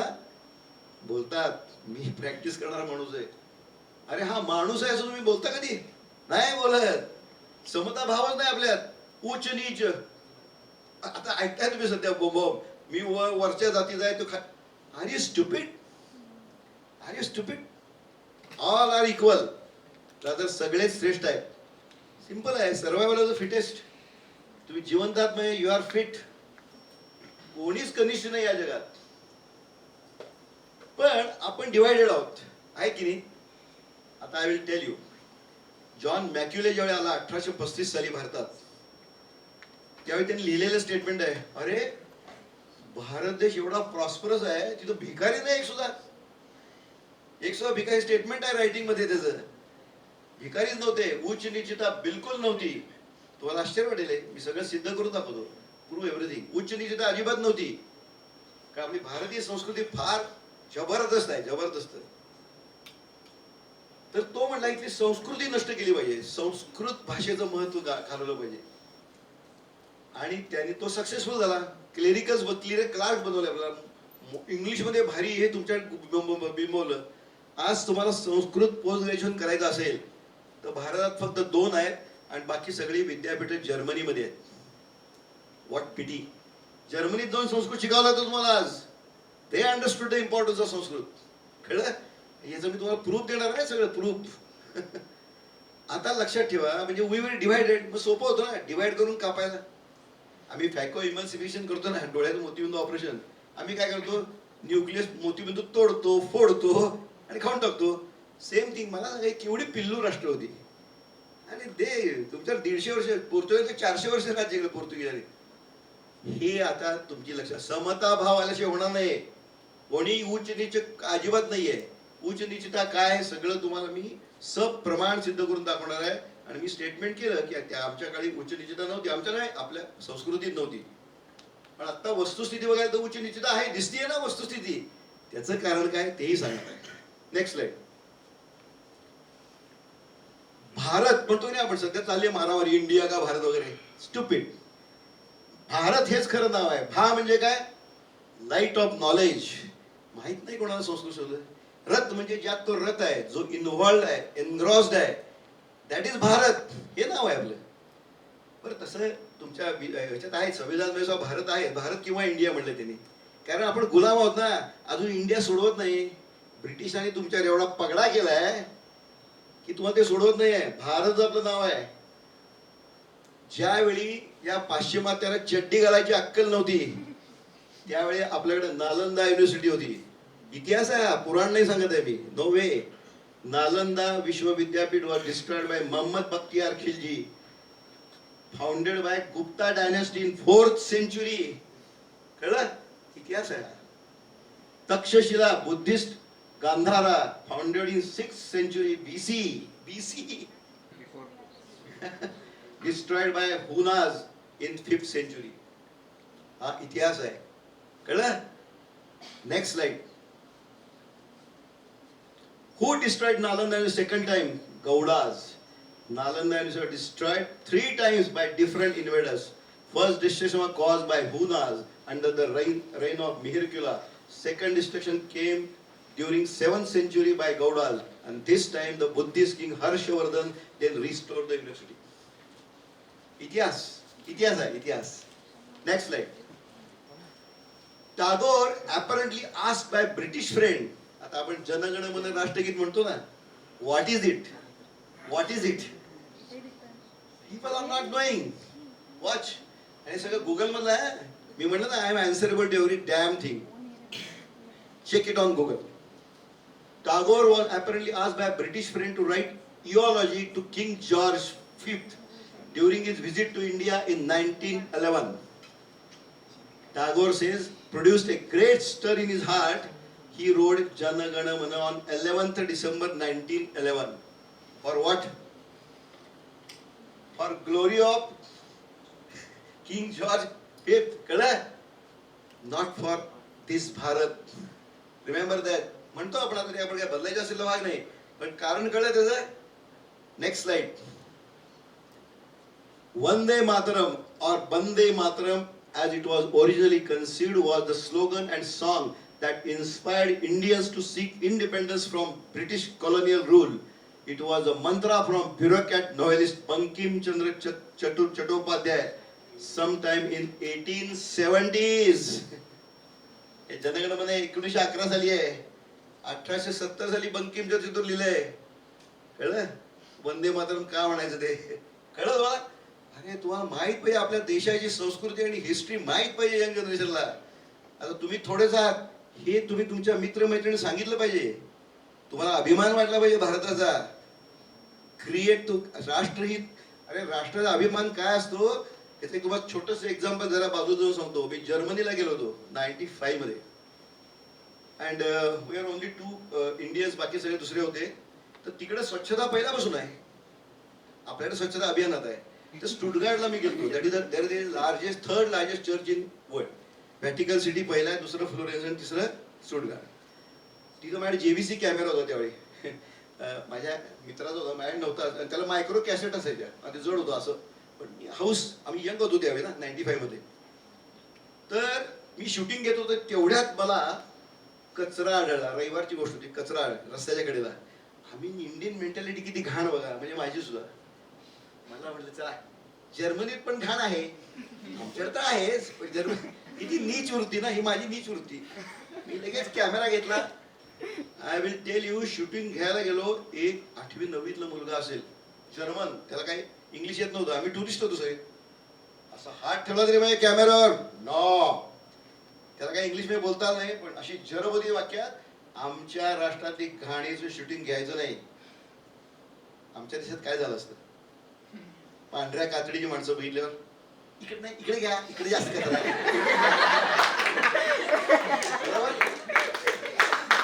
लाज वाटली पाहिजे. त्यांच्या रक्तात देशभक्ती आहे, रक्तात. जर्मनीमध्ये small country, tremendous love for the nation. तुम्ही जर्मनीमध्ये जाऊन जर्मनच्या विरुद्ध बोलून दाखवा, कानाखाली आवाज काढतात. तुम्ही करता तसं, केलं पाहिजे. कळलं? नेक्स्ट. आता तुम्ही म्हणलं मी प्रूफ देतो सगळ्याला. कोणा माहित आहे? ISRO chairman Shri Somnath explain the importance of our ancient civilisation. कोणते गदा नाही, चांद्रयान पाठवलेला माणूस आहे. What he says, listen to him. दाखव, play play. Ideas like zero, the concept of shunya, the concept of infinity, the algebra, the square root of numbers. These are the findings of those great rishis, expressed in very beautiful poetic ways. Even Otayana equated to Pythagoras theorem. You know, Otayana was living in during 800 BC. Pythagoras came much later. And all these thoughts that happened there that time, it didn't stay here. It traveled all the way to the Arabic now. Travelers in Europe, and thousands of years later, the knowledge came back to us in the form of discovery by the great scientists of the Western world. Though it was all found out here, it was written down in this language. कळलं? Pythagoras writing मध्ये figure सकट 800 BC. हे सगळ्यांनी आपल्याकडे उचललं. ते शाणे होते, हुशार होते, आणि ते ओ टू आवर आहे. Einstein, even Newton, they used to always feel humility towards Indian scientist. पण आम्हीच गाधव. कळलं? एवढं जुनं आणि रायटिंग मध्ये पायथागोरस सिद्धांत. You seen it? येस, तेच शिजावर. आणि कोण सांगतोय? सोमनाथ सांगतोय. कोण ते फालतू माणूस नाही सांगत आहे. Next, next slide. हा, भगवद्गीता. अरे तुम्हाला मी भगवद्गीता तुम्ही कोणी वाचलं असेल, मला 100% माहिती आहे. कारण तुम्हाला वाटतं ते रिलिजियस बुक आहे म्हणून वाचले. Good good. हे रिलिजियस धार्मिक पुस्तक नाही. Be sure about it. It's a great management book. व्यवस्थापन शास्त्राचं अप्रतिम पुस्तक आहे ते. चातुर्वर्ण मया सृष्टम गुण कर्म विभागशः. हे वर्ण आहेत ना, वर्ण, क्षत्रिय, ब्राह्मण आणि काय वैश्य आणि शूद्र. त्याच्याविषयी सांगितलं. तुमच्या डोक्यात मुंग्या येणार, मुंग्या. हे कसं आहे माहिती का? It is a delegation of job. आता कुठली कंपनी असते, समजा मी डॉक्टर आहे, मी ऑपरेशन करतो, पण दुसरा असिस्टंट आहे, तिसरा ऑटोक्लेव्ह करतो, तिसरी रिसेप्शनिस्ट आहे, चौथ्या हिशोब. डेलिगेशन ऑफ जॉब असे नाही. तसे ते 4 वर्ण आहेत. आणि ते कशावर ठरतात? जन्मावर ठरत नाहीत. लिखित आहे, लिखित. मी बोललोच नव्हतो असं नाही आजच्यासारखं. लिखित. गुण कर्म विभागशः. तुमच्या कर्मापणे वर्ण ठरतो. तुम्ही वर्ण बदलू शकता. कर्म बदला, वर्ण बदलला. सिंपल. कळलं? उच्च नीच नाही. पहिली गोष्ट.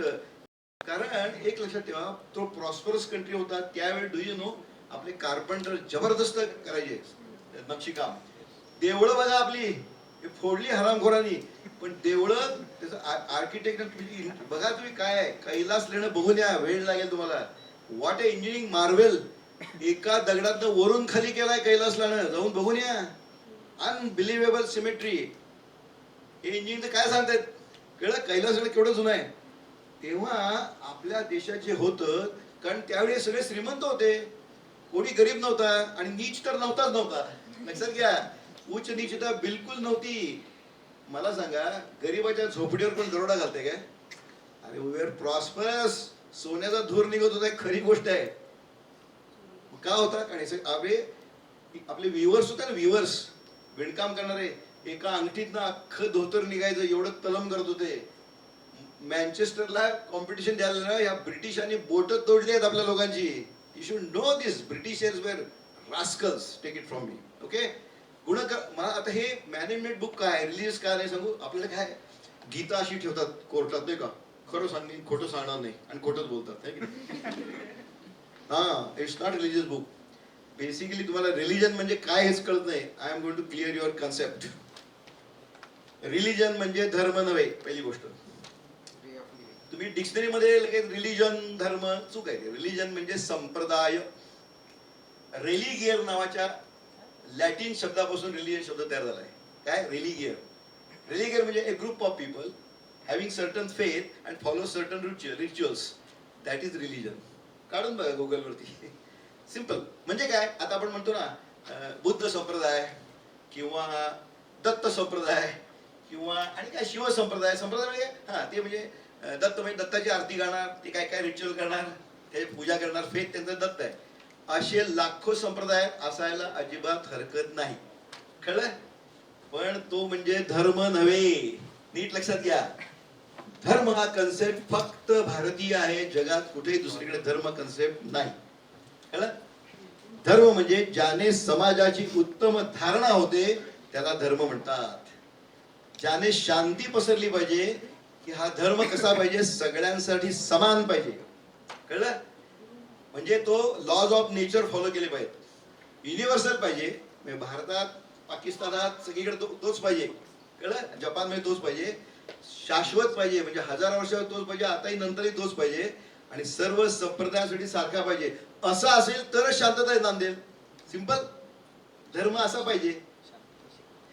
मी तुम्हाला सांगणार आहे धर्म कसा असतो ते. सेकंडली हे चातुर्वर्ण एक पुन्हा उदाहरण सांगतो क्लिअर. त्या काळात गुरुकुल पद्धत होती. कळलं? इतिहास आहे. गुरुकुल म्हणजे जे ऋषी म्हणजे काय, टीचर्स.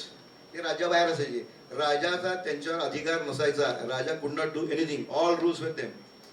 वयाची 12 वर्ष तरुण मुलं तिथं जायची शिकायला. कळलं? राजाचा असो, प्रधानाचा मुलगा असो, चपरासाचा मुलगा असो, सगळे तिथे शिकायला जायचे. स्पेशल VIP रूम नाही राजाच्या मुलाला. ऑल वेर ट्रीटेड इक्वल. सगळ्यांना उत्तम शिक्षण दिलं जायचं 12 वर्ष. आणि आजकाल तुम्ही ऍप्टिट्यूड टेस्ट घेता की नाही, तशी ते शिक्षक 12 वर्ष ऑब्झर्व केल्यावर त्यांना लक्षात यायचं, अरे हा धडधाकट आहे, पॉवरफुल आहे, डेअरिंग आहे याच्यात, हा आपल्या राष्ट्राचं संरक्षण करू शकेल, म्हणून त्याला क्षत्रिय म्हणून पाठवायचे. क्षत्रियाचा मुलगा म्हणून नव्हे. त्याचं सुद्धा प्रूफ देणार तुम्हाला. प्रूफ देणार आहे. एखादा भयंकर हुशार आहे, ज्ञान संपादन करण्याची ताकद आहे, त्याची ज्ञान देण्याची सुद्धा ताकद आहे, तो ब्राह्मण, ब्राह्मणाचा मुलगा म्हणून नव्हे. एखाद्याला बिझनेस अक्युमेन आहे, नाही का, तुम्ही स्वतः बाहेर विकत आणायला जाता काही मित्र मैत्रिणी, आणि एखादा मित्र एकदम स्वस्तात बेस्ट आणतो आणि तुम्ही फसता की नाही. बिझनेस अक्युमेन अशा लोकांचा व्यापार उद्यमासाठी राष्ट्राला उपयोग होईल म्हणून ते वैश्य. वैश्याचा मुलगा म्हणून नव्हे. नाही तर नाव वाघमारे आणि कुत्र भुंगला चड्डी बोली होत असेल तर तो क्षत्रिय बरोबर आहे ना. नाव पंडित आणि 4 पुस्तकं वाचायला येत नसेल तो ब्राह्मण कसा नव्हे. कर्मावरती आधारित होतं ते. आणि शेवटचं मी सांगणार आहे, त्याने तर तुझं कधीच वाचवायचं होतं. शूद्र शब्द नाही तो, शूद्रही नाही, तो सूद्र शब्द आहे. सूद्र संस्कृत शब्द आहे. सु म्हणजे चांगलं, सुमंगल, नाही का. आपण सु म्हणतो ना संस्कृत आहे ना, सुहास्य, नाही का, सुस्वागतम. द्र म्हणजे द्रव्य. जे चांगल्या मार्गाने आपलं स्किल वापरून द्रव्य मिळवत होते ते सूद्र, नीच नव्हे. उदाहरण, मी डॉक्टर, सूद्र. मी माझं स्किल वापरतो, चांगल्या मार्गाने द्रव्य मिळवतो, सूद्र. सुतार, सूद्र, आपलं स्किल वापरतो, चांगल्या मार्गाने द्रव्य मिळवतो. लोहार, सूद्र. सोनार, सूद्र, नीच नव्हे. लक्षात आलं तुमच्या. कर्मावरती आहे. That is it. ते कोणा कळलं नाही. लोक म्हणतात ते सगळं ठीक आहे हो, पण मग क्षत्रियाने सगळ्यावर पॉवर केले करेक्ट. आता मग उच्च निचता का आली? उच्च नीच आहे आपल्याकडे, फॅक्ट आहे. का आली? त्याचं कारण ही विकृत मनोवृत्ती. जिसकी लाठी उसकी भैंस, माइट इज राईट. अजूनही गेले ते, अजूनही आहेच, अजूनही आहेच. तुमच्या कर्मावर उच्च निचता ठरते. तुम्हाला एक सुंदर उदाहरण सांगतो. बस कंडक्टर असतो ना, त्याला काय फारशी पॉवर असत नाही, पण असते ना. 1 घंटा वाजवली तो बस थांबते, 2 घंटा बस सुटते. ही पॉवर आहे त्याची. पॉवर असणं वाईट नाही, पण वापरायसाठी शहाणपण लागतं. बरोबर. कशी वापरायची? समजा ती बस गेली, एका बस स्टॉपवर उभारली, कळलं, रांगेत लोक चढतात. शेवटी एक म्हातारा आहे, त्यांनी एक पाऊल आत ठेवलं, त्या कंडक्टरने 2 बेल दाबल्या, तो म्हातारा खाली पडला. तो कंडक्टर छदमी हसला, नीच. मग जन्माने कोणी असो तो, कळलं? कृत्याने नीच, ह्याला नीच म्हणायचं, कर्माने नीच. ते दुसरा कंडक्टर आहे, तो चाललाय. 2 स्टॉपच्या मध्ये एक गर्भवती स्त्री उभी आहे. ती काय पळत जाऊन बस पकडू शकत नाही. त्यांनी 1 घंटा वाजवली, तिला आत घेतलं. तो उच्च, जन्माने कोणी असो तो, कळलं? ही वकृत मनोवृत्ती अजूनही आहेच की. तुम्ही ऑफिसमध्ये जाताय, तुमचं सगळं लिगल असतं तरी ते करत नाहीत काम, नीच. जन्माने कोणी असो ते नीच, आणि जे काम करतात ते उच्च. तुमच्या लक्षात आलं? कर्मावरती ठरतं उच्च नीचता. So simple. हे कन्सेप्ट क्लिअर करून घ्या तुम्ही. आता कळलं? आता लोक म्हणतात ओ शूद्र बिद्र सगळं ठीक आहे, मग शूद्र तर राजे कोणी झाले का? शूद्रांना ब्राह्मण होता येतं का? होता येतं. नेक्स्ट. आता गीता मॅनेजमेंट बुक काय याचं प्रूफ देतो. कुठलंही संप्रदायाचं पुस्तक असतं ना, मी म्हटलं group of people having certain rituals and follow some faith. हे करायलाच पाहिजे, तर देव कोप करेल, आहे ना असं? हे प्रसाद नाही खालास आता शाप मिळेल. स्टुपिड. आपल्याला देवाविषयी प्रेम नाही आहे, तुम्ही देवाला घाबरता. तुमच्यात भीती निर्माण केली, बरोबर आहे ना? आता मराठी माणसांचं इतकं स्वच्छ माहिती होतं, पण आपल्याला कळत नाही आपण काय बोलतो तरी. ईश्वर कोप करतो आणि कृपा करतो, या गाढवासारख्या कल्पनेवर गोळ झाला सगळा. तो कसा बोला ना, कसा, त्याचे डायलॉग आहेत तुरुंगातले. कारण मी जेलर, आम्ही तुरुंगासोबत तिथे एक झेंडे म्हणून सांगलीला जेलर आहेत, ते होते कसाबचे तिथं, या आर्थर जिल्हा. तो काय म्हणला, आम्हाला सांगितलं लहानपणी की आम्ही जर काफिरांना मारलं तर आम्हाला जन्नतमध्ये जागा मिळेल, नाहीतर जहन्नम मध्ये. दिस स्टुपिड आयडिया मेड ऑल दिस प्रॉब्लेम्स. आता कोप आणि कृपा म्हणजे काय तुम्हाला सांगतो. अरे भारतीय संस्कृती फार ग्रेट होती महाराज. कृपा म्हणजे काय माहितीये? करू पहा, कर आणि पहा. You do and see. कर मग तू कर आणि पहा. कृपा म्हणजे करू पहा. कळलं मला? So simple. आता दुसरी गोष्ट, आपण देवाला काय करतो? नैवेद्य, काय शब्द वापरतो? नैवेद्य काय करतो? दाखवतो, देतो म्हणतो का? शब्दात सुद्धा चूक करत नाही आपण. ये देखो, ये देखो, बरोबर ना? समोर जे काय तुमचं फेत असेल ते, मूर्ती असेल काय, आणि खातो कोण? म्हणजे खातो तेव्हा त्याला म्हणतो प्रसाद, बरोबर? नैवेद्य चांगला, प्रसाद चांगला. प्रसाद शब्द म्हणजे काय? प्रतिसाद, रिॲक्शन. क्रिया कर, प्रतिक्रिया बघ. नैवेद्य ही क्रिया, प्रसाद ही प्रतिक्रिया, प्रतिसाद. कळलं? नैवेद्य घाण, प्रसाद घाण. नैवेद्य चांगला, प्रसाद चांगला, सिंपल. कर्म चांगलं, अगदी कर्मातच कर्माचं फळ आहे. कळलं? अरे तू घाण कर, तुझं घाण झालंच म्हणून समज. निसर्ग नियम आहे, त्याला अपवाद नाही. आणि बेसिकली नो एक्सेप्शन्स. तुमच्या लक्षात येते? इतकं स्वच्छ आहे आपल्याकडे सगळं. कृपा म्हणजे करू पहा. कळलं? प्रसाद म्हणजे प्रतिसाद. It is up to you what you want. Okay. म्हणून त्यात वाक्य आहे 18व्या अध्यायात 63वा श्लोक. म्हणून सांगतो बरं का, हे मॅनेजमेंट बुक आहे, हे रिलीजियस बुक नाही, सांप्रदायिक पुस्तक नाही आहे, कंपल्शन नाही आहे. काय सांगितलं त्यांनी? मैंने तुमसे कहा है तुम्हें जानने की जरूरत करो, अब इसके बारे सोचो और जैसा तुम चाहे वैसा करो, यथा इच्छसी तथा कुरु. लिखित आहे पुन्हा, मी बोललोच नव्हतं असं नाही आहे. ओपन आहे, ओपन. तू विचार कर, तू गाढव नाहीस, तू अर्जुना तू शाणा आहेस ना, तुला योग्य वाटत का नाही तर करू नको, असं नसते संप्रदायाच्या पुस्तकात. हे केलंच पाहिजे, नाहीतर काय खरं नाही. त्याला म्हणायचं संप्रदाय. दिस इज नॉट सो. भगवद्गीता. कळलं तुम्हाला? Very simple. मग धर्म काय सांगितला अर्जुनाला? त्यांनी सत्यनारायण पूजा करायला सांगितले काय? नो. त्यांनी सांगितलं तुझा क्षात्र धर्म आहे. क्षात्र धर्म काय असतो? बहुजन हित आहे, बहुजन सुखाय, हा क्षात्र धर्म आहे. क्षत्रियाचं काम बहुजनांची चांगलं बघायचं, त्यात काही अल्पजनांना त्रास होणारच, त्याशिवाय राष्ट्र चालत नाही. मग लोकांना त्यांनी मारायला कसं सांगितलं? सिंपल आहे. हे कौरव जरी तुझे नातेवाईक असले, गुरु वगैरे असले, आज ते चुकीच्या कर्माने चालले, चुकीचं काम करतायत, चुकीच्या विचारांनी. एक तर त्यांचे विचार बदल, अदरवाईज किल देम. कळलं? भगवद्गीतेत काय सत्यनारायण पूजा करायला सांगितलं नाही. हे नीच काम करतायत, त्याला मारणं हे तुझं क्षात्र धर्म आहे. का? हे 1 लाख कौरव मेले चालतील, कोटी जनतेचा फायदा होणार आहे. कळलं? याला म्हणायचं क्षात्र धर्म. साधी गोष्ट आहे. रस्ते रुंद करतात की नाही आजकाल? मग शेतकऱ्यांच्या जमिनी जातात ना, नुकसान होतं ना त्याचं. पण 1000 शेतकऱ्यांच्या जमिनी गेल्या, कोटी लोकांचा फायदा होता ना चांगला रस्ता झाल्यावर. कळलं? याला क्षात्र धर्म म्हणतात. म्हणजे अर्जुनाने एक क्षात्र धर्म सांगितला. मग असे धर्म आहेत का? अरे आहेत ना. धर्म म्हणजे सांगतो तुम्हाला, तुम्हाला सगळे माहिती आहेत. मातृधर्म, बरोबर, पितृधर्म, कर्तव्य धर्म आहे सगळे. अर्जुनाचं कर्तव्य, आईचं कर्तव्य मुलासाठी, मुलाचं कर्तव्य आहे. हे त्या लॉज ऑफ नेचर मध्ये आहे की नाही? सगळ्या संप्रदायात मातृधर्म आहे ना? का आमचा संप्रदाय आहे आमच्यात मातृधर्म आहे असं कोण म्हणतंय? नाही. 1000 वर्षापूर्वी होता, 1000 वर्षानंतर राहणार ना, म्हणजे इटर्नल आहे. अमेरिकेत भाऊ मातृधर्म नाही असं आहे का? नाही, सगळं आहे. कळलं? शेजार धर्म.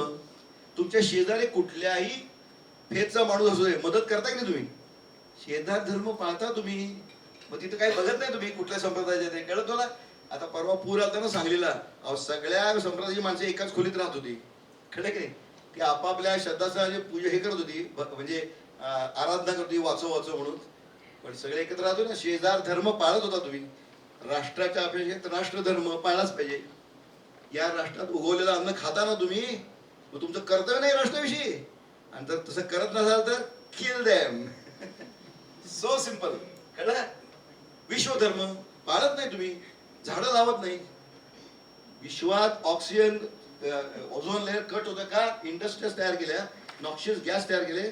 It is cutting the ozone layer, causing global warming. कुणामुळं? आपण विश्वधर्म पाळत नाही. प्रत्येकाने झाड लावलंच पाहिजे आणि हे असले गॅसेस न निर्माण करण्याचा प्रयत्न केला पाहिजे. पाहिजे की नाही?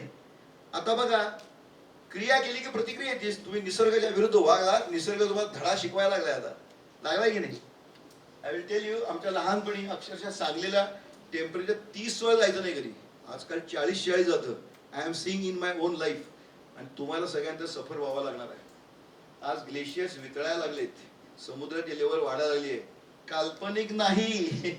कल्पना नाही. जाकार्ता राजधानी शिफ्ट केली इंडोनेशियाची, that is going under water. वस्तुस्थिती आहे. मी याला व्हेनिसला गेलो होतो, तिथे एक मध्ये स्क्वेअर आहे. मी 95 साली गेलो ना यूट्यूब टूरला. कबुतर घालायचे ते फोटो तुम्ही पाहिले असेल. That is going under water. कित्येक बेट गेली. ही आता वस्तुस्थिती आहे. आत्ताच सांगत होतो, 2050 साली likely that Thane will go under water. Under water म्हणजे काही पूर्वीवर पाणीवर नाही, हार्डली 1.5 फूट ते 2 फूट जर लेवल वाढली ना समुद्राची, टॉयलेट मधली घाण वर येणार. आताही मुंबईमध्ये येते. भरती ज्यावेळी येते ना, पाऊस पडतो जोरात, सगळं घाण वर येते. That is going to come. Global warming effect you are getting it now. आता बघा ना, क्लाउड बर्स्ट किती होतात. सांगलीचं वाहून गेला. आमचं हॉस्पिटलला मधला बुडालं होतं. असं होत राहणार. सायक्लोन्स होत राहणार, कारण आपण विश्वधर्म पाळलेला नाही. याला म्हणायचं धर्म. कळलं? कन्सेप्च्युअल क्लॅरिटी पाहिजे. नेक्स्ट, हे मी तुम्हाला सांगितलंय सगळं. ते रॉब्ड इंडिया. आता त्यांनी कसं रॉब केलंय, ती कशी ब्रिटिश, मला फार घाण शब्द येतात डोक्यात. ब्रिटिश लोक महा हे होते. चांगलीचा माणूस आहे, भयंकर शिवाय दाखवा. स्टोलन फ्रॉम लिस्ट आहे का? कोहिनूर हिरा भारतातून, इजिप्त मधनं एक, केनिया मधनं एक, बार्बाडोस मधनं एक, फिजी मधनं एक, ऑस्ट्रेलिया मधनं एक. आता आपण परत मागायला ती मिली की आता काय डेड बॉडी, आता द्या आम्हाला कोहिनूर आमचा. इव्हन हे इजिप्त वाले मागायला, बार्बाडोस मागायला, आमचं आम्हाला द्या. Robber. British are robbers. British divided you like anything. आणखी एक तुम्हाला गोष्ट, यू विल बी सरप्राइज. दिसला तुम्हाला? ही रॉबरर. आणि तिच्यासाठी तुम्ही जनगण मन वगैरे असे म्हणतो असल्या लोकांसाठी. कळलं?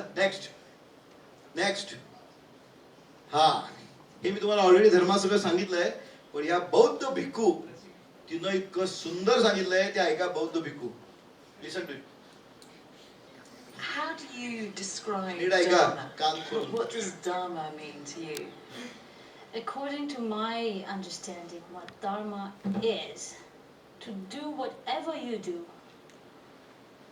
very practically, skillfully, for the benefit of the all beings, without causing any harm, and for their well-being, including oneself and all, is Dharma.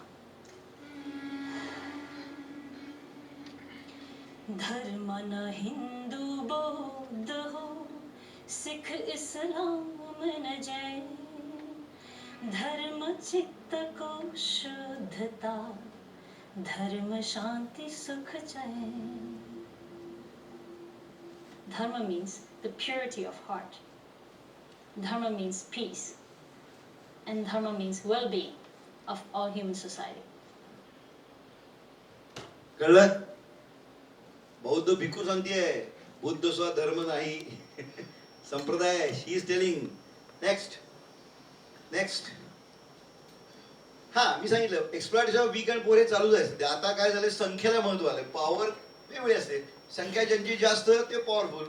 ती कशी वापरायची याला शहाणपण लागतं. कळलं? आणि आजकाल जातीची संमेलन होतात. गंमत सांगतो, जात कशाला म्हणायचं माहिती आहे? जात म्हणजे प्रकार. मी तुमची कन्सेप्ट क्लिअर करतो भेकर. जात म्हणजे प्रकार. आता समजा हापूस आंबा आहे, पायरी आंबा आहे आणि लंगडा आंबा आहे. आम्ही काय हापूसचा धर्म कुठला विचारतो काय? कुठल्या जातीचा आंबा विचारतो की नाही? तांदूळ कुठल्या जातीचा आहे? आंबे मोहर आहे का? बरोबर. जात म्हणजे प्रकार. कळलं? सिंपल. म्हणजे जात म्हणजे उज. हा आंबे मोहर सुपिरियर आहे घनसाळपेक्षा, असं आहे. पायरी superior. All are different speciality. प्रत्येकाला स्वतः वैशिष्ट्य आहे. Nobody superior inferior. जात म्हणजे कळलं तुम्हाला? जात बदलता येते का? अरे कर्मावरती बदलता येते ना. नेक्स्ट. आता बघा तुम्ही, मी प्रॅक्टिकल उदाहरण सांगणार तुम्हाला. हे ब्रिटिशांनी आणखीन एक हरामखोरी केली. काय करू, राग येतो मला सांगा, हे मुद्दाम रेजिमेंट केले, हे आहेत आता अस्तित्वात. जाट रेजिमेंट, मराठा, महार, शीख, डोगरा का केले? It should be regiment number 1, 2, 3 पाहिजे की नाही? They sought it that your military remains divided. मानसिकता तयार केली, सायकोलॉजिकली. हे आम्ही जाट आहे, आम्ही शीख आहे. हे त्यांनी केलं. पाकिस्तान सुद्धा त्यांनी निर्माण करून सोडून गेलं ना तुम्हाला मारामाऱ्या करायला. लक्षात घ्या. हे मी PMO ऑफिसला कळवलंय. चेंज दिस नेम्स. आणि तसं आहे खरं. महार रेजिमेंट म्हटल्यावर त्यात सगळे असतात, काय फक्त महार नसतात. लक्षात घ्या. मग why to give this name? Change the names. मानसिकता बदलून टाका. रेजिमेंट नंबर 1, रेजिमेंट 2 हे करायची गरज आहे सध्या. It is needed. मला सांगा, स्वातंत्र्य मिळालं मला माहितीये का? आता गांधींनी 42 साली मानसिकता बदलली लोकांची, चले जाव. पण खरं केव्हा गेलं? ज्यावेळी मिलिटरीमध्ये म्युटिनी होईल असं वाटलं. सुभाषचंद्र बोसांनी ज्यावेळी मिलिटरीमध्ये जागृती आणली, तुम्ही शिका, सैन्यात जा, शस्त्र सर्व शिका. आज उद्या सांगितलं मला बंदूक चालवायला येतच नाही, काय उपयोग आहे? इस्रायल बघा, एका दिवसात 3 लाख सैन्य तयार केलं. का? दे वर ऑलरेडी ट्रेंड. तसं सुभाषचंद्र बोसांनी शिका आणि शस्त्रांची दिशा फक्त वळवा. British ran away. They came to know this. नाहीतर असे जातात ब्रिटिश, खणायलाच बसले होते ते. पण जेव्हा मिलिटरीमध्ये काऊप व्हायची शक्यता निर्माण झाली, मानसिकता सोल्जरांची बदलायला लागली, ते रॅन अवे. आता इथं आपण राहू शकत नाही. दिस इज अ फॅक्ट. आता कोण जात नाही. फुकटचा हाफचाल मिळाला तर कोण सोडतंय काय? हे बदलायला पाहिजे. नेक्स्ट. हा, रियालिटी ऑफ पॉलिटिक्स चालू करा. फार सुंदर आहे. एक और एक मिलके 2 हो जाए, ये गणित है. एक और एक मिलके 11 हो जाए, ये संगठन है. और एक और एक मिलके एक ही रह जाए, ये प्रेम है. एक और एक मिलकर 0 हो जाए, ये अध्यात्म है. जब एक को एक से मिलने ही न दिया जाए, ये कूटनीति है. और जब एक को एक के विरुद्ध खड़ा कर दिया जाए, ये राजनीति है ना खरं? Next line. हा, आता कास्ट कर्म ते मुलं ऑलरेडी सांगितलंय. आता I am going to give example. शूद्र ब्राह्मण होऊ शकतात काय? अर्थात होऊ शकतात. तू ज्ञान संपादन कर, हुशारच, ज्ञान द्यायला लाग. सिंपल आहे. आपले संत कोण होते? हुशार होते. तुकाराम किंवा तुमचे ज्ञानेश्वर किंवा नामदेव किंवा किती सावतामाळी किती होते, सगळे हुशार होते. त्यांनी अभंग लिहिले, लोकांना ज्ञान दिलं, ते ब्राह्मण. सिंपल. दाखवा. Next slide. येस, ही कास्ट आहे कर्माप्रमाणे. म्हणजे मी म्हणलं सुतार, लोहार, शिक्षक, आता यांची संमेलन असतात. उदाहरणार्थ माझी जात कुठली? डॉक्टर ही माझी जात. आणि मी ऑप्थॅल्मॉलॉजिस्ट आहे, म्हणजे डोळ्याचा डॉक्टर ही माझी उपजात. कळलं? मग मी डोळ्याच्या डॉक्टरांचं संमेलन अटेंड करतो, गायनॅकचं नाही करत, ऑर्थोपेडिक्सचं नाही करत. कळलं? याला जाती संमेलन म्हणतात. कळलं? माझ्या मुलाची एकच जात आहे, माझीच जात आहे. त्यांनी म्हणजे काय, तोही ऑप्थॅल्मॉलॉजिस्ट झाला. पण दुसऱ्या मुलाने जात बदलली, तो BE मेकॅनिकल इंजिनियर झाला. मग तो इंजिनियर लोकांची संमेलन अटेंड करायचा. पुढे ती जात बदलली, तो MBA झाला ISB मधनं, तो मॅनेजमेंटची संमेलन अटेंड करतो. याला जातीचं संमेलन म्हणतात. नाही का. कॉमन प्रॉब्लेम्स, कॉमन याला जात म्हणतात. तुमच्या लक्षात आहे का? कन्सेप्च्युअल क्लॅरिटी आणा. आता मला सांगा, हा जो आहे सैनिक हे, त्याची जात काय? क्षत्रिय ना, तो वर्ण त्याचा. जन्मात तो कोणी असो, लष्करात आहे तो क्षत्रियच की. जो व्यापार करतोय तो वैश्य. जन्माने तो कोणी असो, सो सिंपल. जो ज्ञान घेतोय, ज्ञान देतोय तो ब्राह्मण. कळलं? जो स्किलनी पैसे मिळवतोय तो शूद्र. सिंपल, अगदी सिंपल. ओके. हे सगळे प्रकार झाले. श्रीराम लागू फोटो, तो श्रीराम लागू माहित नसेल का माहिती या पिढीला. श्रीराम लागू हे उत्कृष्ट सिनेमा आणि नाटकात काम करायचे, माहिती आहे ना. But do you know who was he? ENT surgeon, gold medalist from Pune. 3-4 वर्ष त्यांनी प्रॅक्टिस केली, पण त्यांना इंटरेस्ट ऍक्टिंग मध्ये होता. प्रॅक्टिस कशी चालणार? ते जब्बार पटेलने बोलवलं की निघायचे ऍक्टिंगला. आमच्याच कॉलेजचे, मी BJP आहे, श्रीराम लागू. मग ते त्यावेळी ENTचे कॉन्फरन्स अटेंड करायचे. नंतर चित्रपट कलाकारांची कॉन्फरन्स अटेंड करायचे, डॉक्टरांचे नाही. कळलं? याला म्हणायचं जातीचं संमेलन. कन्सेप्च्युअल क्लॅरिटी ठेवा. नेक्स्ट. हे बघा आता, कळलं? शूद्र सुद्धा कसे ब्राह्मण झाले, नाव हादरून झाले. गुलाबराव महाराज कुणबी होता, त्यांनी वेद शिकवले जे जन्माने ब्राह्मण होते त्यांना. Check it on Google. कळलं? जन्माने जे. कळलं? दुसरं काय? संत तुकाराम कुणबी, बहिणाबाईचे गुरु होते. संत कबीर जुलाहा मुस्लिम होते. ते गुरु कुणाचे होते माहिती? त्यांचे पट्ट शिष्य सुरत गोपाल आणि जागुदास, जे जन्माने ब्राह्मण होते. कळलं? संत नामदेव परीट होते, गुरु ऑफ महादजी शिंदे. आणि नुसतं नाही, शिखांचे सौ गुरु. नांदेडला जाऊन बघा, त्यांचे अभंग आहेत गुरु ग्रंथ साहेब मध्ये. कळलं? वाल्मिकी मातंग ऋषी झाले. संत सेना महाराज बार्बर ब्राह्मण. गोरा कुंभार ब्राह्मण. सावतामाळी ब्राह्मण. संत रोहिदास तर तो मटण विकायचा. का म्हणून काम करतो तो, पण अभंग लिहिले त्यांनी, ब्राह्मण. नरहरी सोनार. कळलं? हे ब्राह्मण.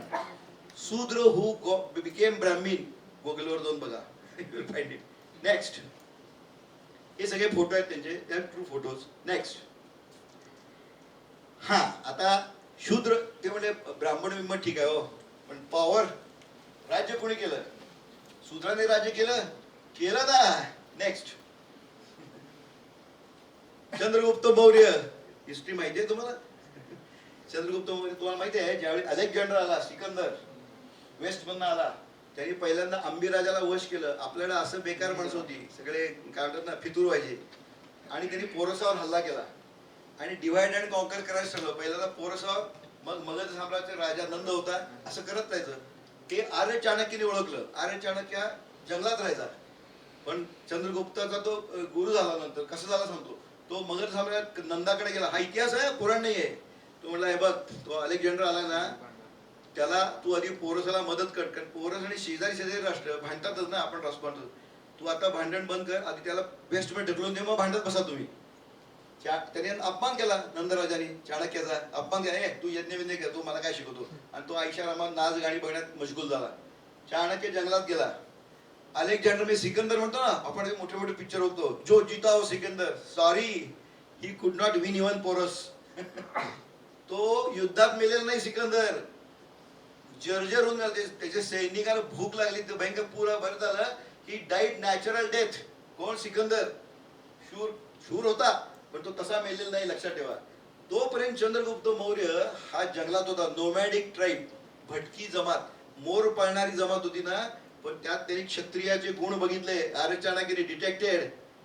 जसे छत्रपती शिवाजी महाराज, त्यांनी त्यांचे मावळे म्हणजे कोण होते? शेतकऱ्यांची मुलं होती. हे बिकेम वॉरियर्स ना. असं म्हणतात, जर लीडर जर सिंह असेल तर मेंढ्या सुद्धा वॉरियर होतात. Leader is important. Chhatrapati Shivaji Maharaj असे होते आपले. He converted all those farmers kids into warriors. बनवलं की नाही आपले सगळे. तसं चंद्रगुप्त मौर्याचे नोमॅडिक ट्राईब म्हणजे शूद्र ना तुमच्या दृष्टीने, ते एकत्र केले आणि नंदराजाचा पराभव केला. In the mean while Alexander तर मेलाच होता. त्याचा डिसेंडंट सेल्युकस होता. सेल्युकस, त्याचा पराभव चंद्रगुप्त मौर्याने केलाय आणि सेल्युकसची मुलगी हेलन हिच्या बरोबर विवाह केलाय. हा हिस्ट्री आहे. Nomadic tribe. आणि तो कोणा राजा होता साधा? नो, सम्राट होता, सम्राट. त्याचं मौर्य डायनेस्टी काढून बघा गुगल मध्ये. पहिलं पर्शिया नावाचं राज्य होतं एक, ऐकले तुम्ही? पर्शिया, आता त्याला इराण म्हणतात. तिथल्या लोकांनी त्या पारशी लोकांच्या बायकांच्या रेप केले, खून केले ते पळून भारतात आले. भारताने पारशी लोकांना आश्रय दिलाय. भारतासारखा सर्वसमावेशक जगात दुसरा कुठला नाही. हे पारशी आता रतन टाटा बिटा सगळे पारशी आहेत. ते खरे भारताचे किती मदत करतात.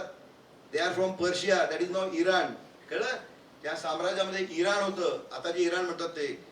अफगाणिस्तान, तुम्ही ऐकले असतील गीत, काबूल कंदाहार पठावर डंके आमचे जळले. काबूल म्हणजे काय? Afghanistan. That was under his dynasty. गुगलवर जाऊन बघा. संपूर्ण भारत देश फक्त फक्त अगदी साऊथ मध्ये चौल, पांड्यन आणि केरळ पुत्र यांना मात्र चंद्रगुप्त मौर्य जिंकू शकला नाही. चौल, अजून चौल बिल तुम्हाला येईल, ते मला वाटतं काही काढा. Chaul, yes, he could not win them. केरळमध्ये केरळ पुत्र. एवढं मोठं साम्राज्य कुणाचं होतं? नोमॅडिक ट्राईब, भटकी जमात, एनटी म्हणतात, एनटीएससी काय काय हल्ली ते आहेत. कळलं? आणि तो डायनेस्टी होती, एम्पायर. दुसरं कोण?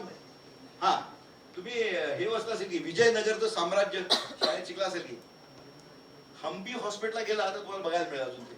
हम्पी हॉस्पिटलला वॉटर सिस्टीम एवढी ग्रॅव्हिटी मस्त बसवली, जाऊन बघून या. That is again empire. सम्राट होता, विजयनगर साम्राज्य होतं. तिथे राजे कोण होते? हरिहर आणि बुक्काराया. डू यू नो कोण होते ते? धनगर होते, धनगर. शेपर्ड्स, शेपर्ड्स, दे वर किंग. दुसरं कोण? महाराजा रणजित सिंग. हा सासी जाट होता, सासी जाट. त्यांनी लाहोरसह जिंकलं होतं. कर्मानी क्षत्रिय होते ते, जन्माने नाही. Malharrao Holkar, you know it, सांगायचं कारण नाही. इंदोर बिंदोरला गेला तर कळत तुम्हाला. धनगर, कळत? होळकर. भिल्ल राजे होते. किती 40 आहेत, गुगलवर काढून बघा. खरं आपली हिस्ट्री कळली तुम्हाला. असं नव्हतं. तुम्ही ऋग्वेद आणि त्या काळात गेलात तर त्यावेळी जर राजाचा मुलगा क्षत्रिय क्वालिटीचा नसेल, he was not made king. जनतेतनं योग्य माणूस निवडायचे ते आणि त्याला राजा करायचे. मंत्र्याचा मुलगा म्हणून मंत्री नाही. अरे क्वालिटी पाहिजे तुझ्यातले का? नुसता बाप मोठा म्हणजे काय? तू मोठा होतोस काय? You should have quality, you should have quality. कळलं? And that was a fact in वेद काळातली फॅक्ट आहे. आपल्या देशात लोकांना सांगितलंच नाही कोणी. स्त्रियांचं आपल्याकडे काही नव्हतं. अरे ही विकृत मनोवृत्ती होती. पुरुषांची घाणेरडी वृत्तीमुळे स्त्रियांना खाली ठेवलं त्यांनी, कारण शारीरिक बळ होतं म्हणून. अदरवाईज स्त्रियांना सन्मान भारतासारखा कुठेच नव्हता. ऋग्वेद कोणी लिहिलंय माहितीये तुम्हाला? 15 महिलांनी लिहिलंय. गार्गी, मैत्रेय, लोपमुद्रा. इथं जाऊन बघा. 15 महिलांनी ऋग्वेद लिहिलेला आहे. Gargi used to discuss with Yajnavalkya, equal लेवलला चर्चा करायची. तेव्हा महिला. आणि साधी गोष्ट आहे, आपण भारताला काय भारत पिता म्हणतो काय? भारत माताच म्हणतो ना आपण. So simple. आपली मला देवता कोण? पैशाची देवता लक्ष्मी, विद्येची देवता सरस्वती. दोघींनी कोणी त्रास द्यायला लागला तर दुर्गा शस्त्र घेऊन येते, शी विल किल यू. आहे ना? महिलांना कमी असं भारतात सगळ्यात चुकीचं शिकवलं गेलं तुम्हाला. तुमच्या लक्षात? अर्थात पुरुषांची विकृत मनोवृत्ती कारणीभूत आहे. अजूनही नवरे बायकांना मारतात, लाज वाटते मला. नेक्स्ट. हा, आता मुस्लिम. हे तुम्ही आपल्याकडे हिंदू म्हणजे एक तर धर्म नव्हे, कळत वे ऑफ लाईफ. आता मुस्लिमांच्या किती कास्ट आहेत माहितीये? बघा द्या. आपण बोलतो नाही सगळं असं काही देवा. अशरफ म्हणजे noble converts from Hindu upper caste. Ajlaf commoner converts from Hindu. काय अरझाज दलित कन्वर्ट्स. बघा या जाती आहेत सगळ्या बरं का. शिया, सुन्नी, मुकालिक, नॉन मुकालिक, हनाफी, देवबंदी, बहरेम, हयाती. अरे किती आहेत? कळलं? ईदला सगळे एकत्र नमाज करतात, बरोबर आहे, पण प्रत्यक्ष रोटी बिटी व्यवहार करीत नाहीत. मी कॉन्फिडेंटली का सांगतो, माझ्या शेजारी मोहम्मद मिस्त्री होता. तो बहुतेक महाराजा मुस्लिमला होता. माझ्या शेजारी मेहतर नावाचे होते, भारत पेंटचं दुकान आहे सांगलीला. I can tell you with the name. घरात येऊन द्यायचे नाहीत. ईदला मात्र जाऊन एकत्र नमस्कार करतात. नेक्स्ट. ख्रिश्चन्स काय आहेत बघा. ते इन्क्लूड आधी आंध्र ख्रिश्चन, कस काली मला उच्चार करत आहे, बंजारा ख्रिश्चन, बेस्तरू ख्रिश्चन, बल्लवा. आणि गंमत म्हणजे ब्राह्मण ख्रिश्चन. What a joke. का देवर कन्वर्टेड फ्रॉम ब्राह्मण. याचंही तुम्हाला प्रत्यक्ष उदाहरण सांगतो. मिशन हॉस्पिटलचे डीन कोलटकर म्हणून होते, ते ब्राह्मणाचे कन्वर्ट झालेले ख्रिश्चन होते. एक कधी महारापासून कन्वर्ट ख्रिश्चनाची लग्न रोटी वेटी करायची नाही. म्हणजे जाती सगळे उच्च नीच सगळे मार. हे विकृत मनोवृत्ती तुमच्या लक्षात येते. That is a fact. हे बघा एवढे ख्रिश्चनांचे आहेत. नेक्स्ट. हा, आता मी हे सगळं समतावरती बोललो आणि हे मला तुम्हाला बऱ्याच गोष्टी नवीन कळल्या ना. आणि जर पटल्या असतील तर तुमच्या मित्र मैत्रिणी सांगा मला young generation showed the real reality of India. तर इंडिया नाही भारत माहित पाहिजे तुम्हाला. तर तुम्ही एकमेकाला कमी लेखणार नाही कोणाला. अरे कोणाला अंडर एस्टिमेट करू नका. प्रत्येकात तुम्ही आता सगळे एकत्र आहात. कोणीतरी चांगले मार्क मिळवत असेल वगैरे. कमी मार्क मिळायला कमी नव्हे, त्याचं अॅक्युमेंट कुठेतरी दुसरं असेल. कदाचित तोच मोठा इंडस्ट्रीज झालेला दिसेल तुम्हाला. What possible. आणि अशी कितीतरी उदाहरणं आहेत. डोंट प्रत्येकात पोटेन्शियल आहे. Everybody can become big person. लक्षात ठेवा. आता दुसरं काय सभ्यता डिसेन्सी पाहिजे. हे काय सांगायची गरज नाही. व्हॅल्यू दुसऱ्याला टॉन्ट मारून मनाला वेदना करणं वाईट ना, कधीच करू नका. आणि लक्षात ठेवा तलवारीनं कापलेलं स्टिच करता येतं, पण शब्द जीभ असते ना ती फार वाईट असते. एकदा मनाला वेदना येते जाणं फार अवघड असतं. Very difficult. तेव्हा डिसेन्सी पाहिजे वागण्यात. सभ्यता सिंपल आहे. व्हॅल्यू अंडरस्टँडिंग सामंजस्य पाहिजे. म्हणजे तुम्हाला दुसऱ्याची बाजू कळली पाहिजे. मी तुम्हाला एक मेडिकल मध्ये उदाहरण सांगतो कसं पाहिजे आणि आपण नसतो कसे ते. एक याचा आमदाराचा मुलगा होता. मुंबईला घडलेली गोष्ट आहे. तो टू व्हीलरवर जाताना पडला. हेड इंजुरी झाली. आपला देशच फक्त मूर्ख आहे की जिथे हेल्मेट वापरत नाही. बाकी मी सगळ्याच देशात फिरलोय. अगदी कंबोडिया फालतू देशात हेल्मेट शिवाय कोणी टू व्हीलरवर नसतं. पण आपल्याला कळतच नाही कशाला महत्व द्यायचं ते, नाही का. म्हणून मी गमतीनं म्हणतो, मी फारुख इंजिनियरचं मध्ये ऐकलंय. मी फारुख इंजिनियर सांगितलं क्रिकेटमध्ये कितीतरी वर्षापासून दुसरं काहीतरीच गार्ड करत होते. बरोबर आहे ना. अरे इथं गार्ड करायला पाहिजे ना, ते महत्वाचं आहेच. पण अरे गावस्कर वगैरे बिचारे गावस्कर पहिला स्कल कॅप आणली छोटीशी, माहिती नाही. अरे काय नरी गमन कॉन्ट्रॅक्टर डोकं फोडलं ट्रुमननी. कळलं. इथं सगळं हार्ड डिस्क आहे ना, पण आमच्या हार्ड डिस्क इथं काय नसतेच. ती लोक बहुतेक टू व्हीलरवरनं हेल्मेट न वापरता जातात. तुमच्या वेळी कोणी असेल ते हेल्मेट वापरायला सुरुवात करा. तुमचे हार्ड डिस्क अहो सगळे सेन्स ऑर्गन इथं आहेत की डोळे, नाक, जीभ, कान, everything is here. Hard disk ती करप्ट झाली तर बॉम्ब आयुष्याची. ऍक्सिडेंट झाला तर मी डॉक्टर म्हणून सांगतो, कारण मी डोळ्या डॉक्टर आहे. आमच्याकडे येतात सगळे पेशंट. मुली फार जोरात चालवतात, मला फार वाईट वाटते. काय माहितीये, एकदा तुम्हाला हेड इंजुरी झाली ना की 3 वर्ष तुम्हाला अँटीबायोटिक गोळ्या घ्याव्या लागतात, कारण केव्हाही कन्व्हर्शन येऊ शकतात. Very bad. तेव्हा हेल्मेट वापरा. जाता तो पडला होता तर त्याची लगेच कार्यकर्ते आलेच की. आणि मुंबईला होते, ट्रॉमा हॉस्पिटलमध्ये गेले. तर तिथं नेमका जो सिनियर सर्जन होता तो हजर नव्हता, पण रेसिडेंट हजर होते. त्यांनी लगेच ऍडमिट करून घेतलं. मग तो आला, बडा सर्जन किधर आहे. ते म्हणले नाही आहेत पण येतील 15 मिनिटात. फोन केलाय. अरे वाटेल त्या शिवाय झाला होतो. आता बघून घेतो म्हटलं, माझा पोरगा जर मिळाला तर बघून घेतो. हल्ली काय हॉस्पिटल तोडणं सोपं झाले ना, सॉफ्ट टार्गेट. कारण विरोध न करतात ना, ज्यांचा विरोध होतो त्यांच्या विरुद्ध काय बोलत नाहीत, मग शेपूट घालतात. बरोबर आहे. डॉक्टर सॉफ्ट टार्गेट, ते कसे अगेन्स्ट बोलणार. कळलं. बरोबर होतं ना मी. पटतंय ना. असं आहे ते. तर एक लक्षात ठेवा. झालं त्यांनी दंगा केला, आत गेला. आत रेसिडेंटनी चांगलं मॅनेज केलं. तेवढ्यात डॉक्टर आले 10 मिनिटात.